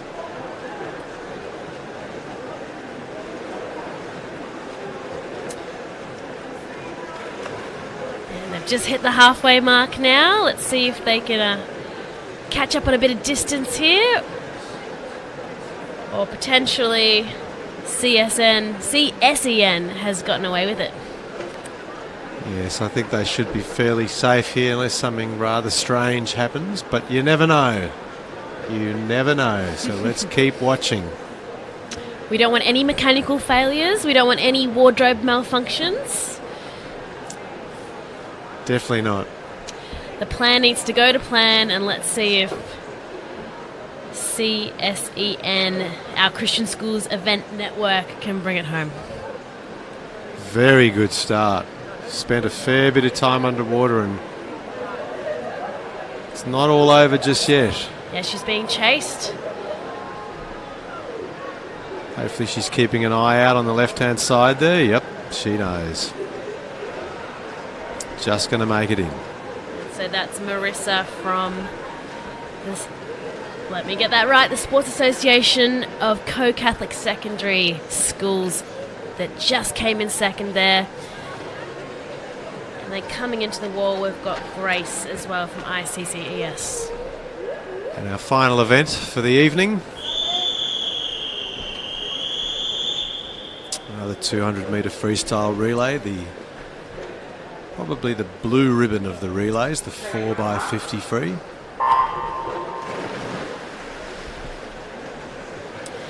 And away they go, surfacing. I can see that competition. I think there's probably a little bit of extra zing knowing it's the last event of the night. Definitely. Last chance for the team. Last chance to perform. Last roll of the dice for those 4 extra points that you need to maybe take it out. Let's go, girls. And as you said, PBs can happen from relays. They certainly can. Support of the team, the push. Lanes 4 and 5, once again battling it out.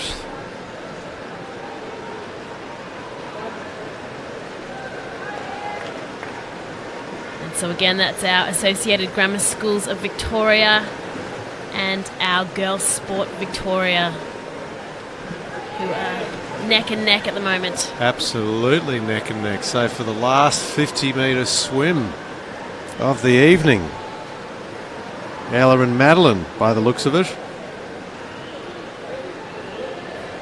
No pressure at all. No pressure. Here we go. A lot of cheering for this last 50-metre lap. Oh, and they've gone in pretty much the same time. Let's see what happens. They've popped up almost the same time as well. Photo finish.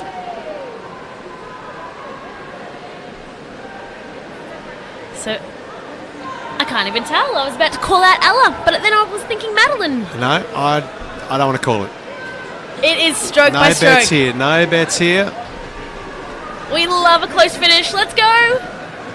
And it is Madeline Marshall taking it home for GSV, for Girls Sport Victoria, 152.21.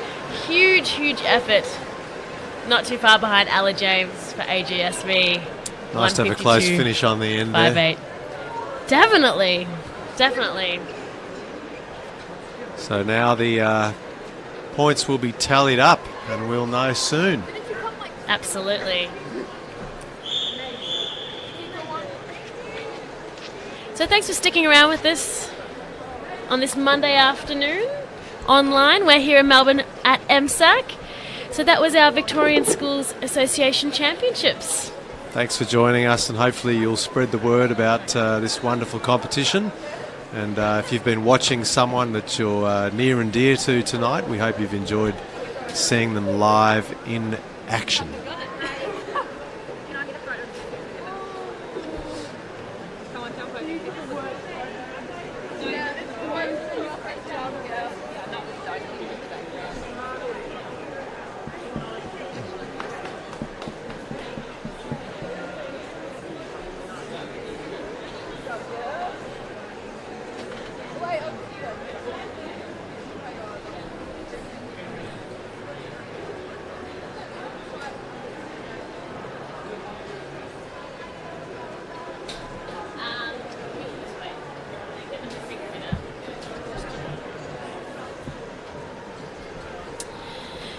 So we're just going to wait around. We've been instructed that the top 3 for all the categories will be read out over the loudspeaker, which connects to our live stream. So hold on tight and we'll find out who are our place winners for the Victorian Schools Association Championships for 2021.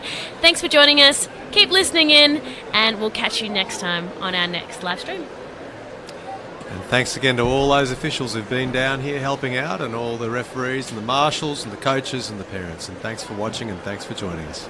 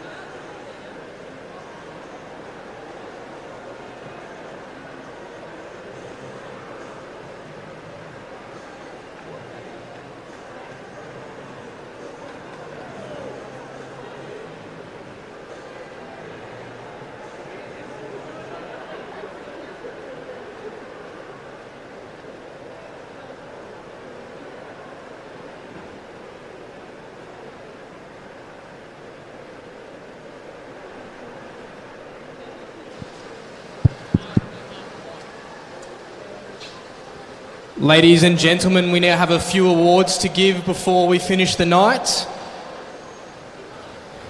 So our first award tonight is the team scores for the females. In third position was AGSV. In second place was APS.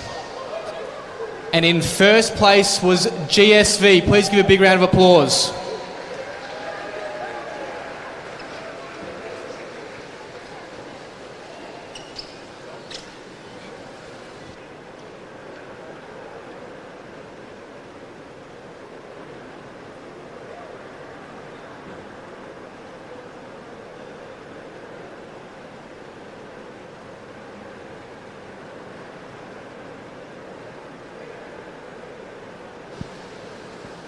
Now announcing the boys' team scores. So in third position was EISM. In second place was APS. And in first place was AGSV. If we could please have a representative from AGSV down on pool deck to receive your trophy.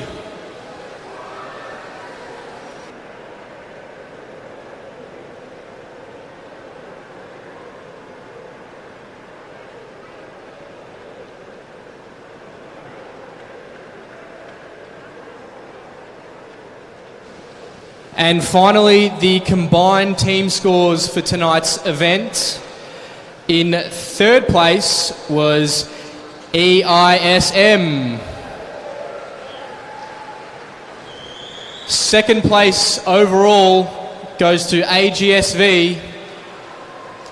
And your winners of the 2021 Vic School Associations competition is APS. Can we please have a representative from APS down on pool deck? And tonight's awards are handed out by Swim Victoria Life member Damien Arnold.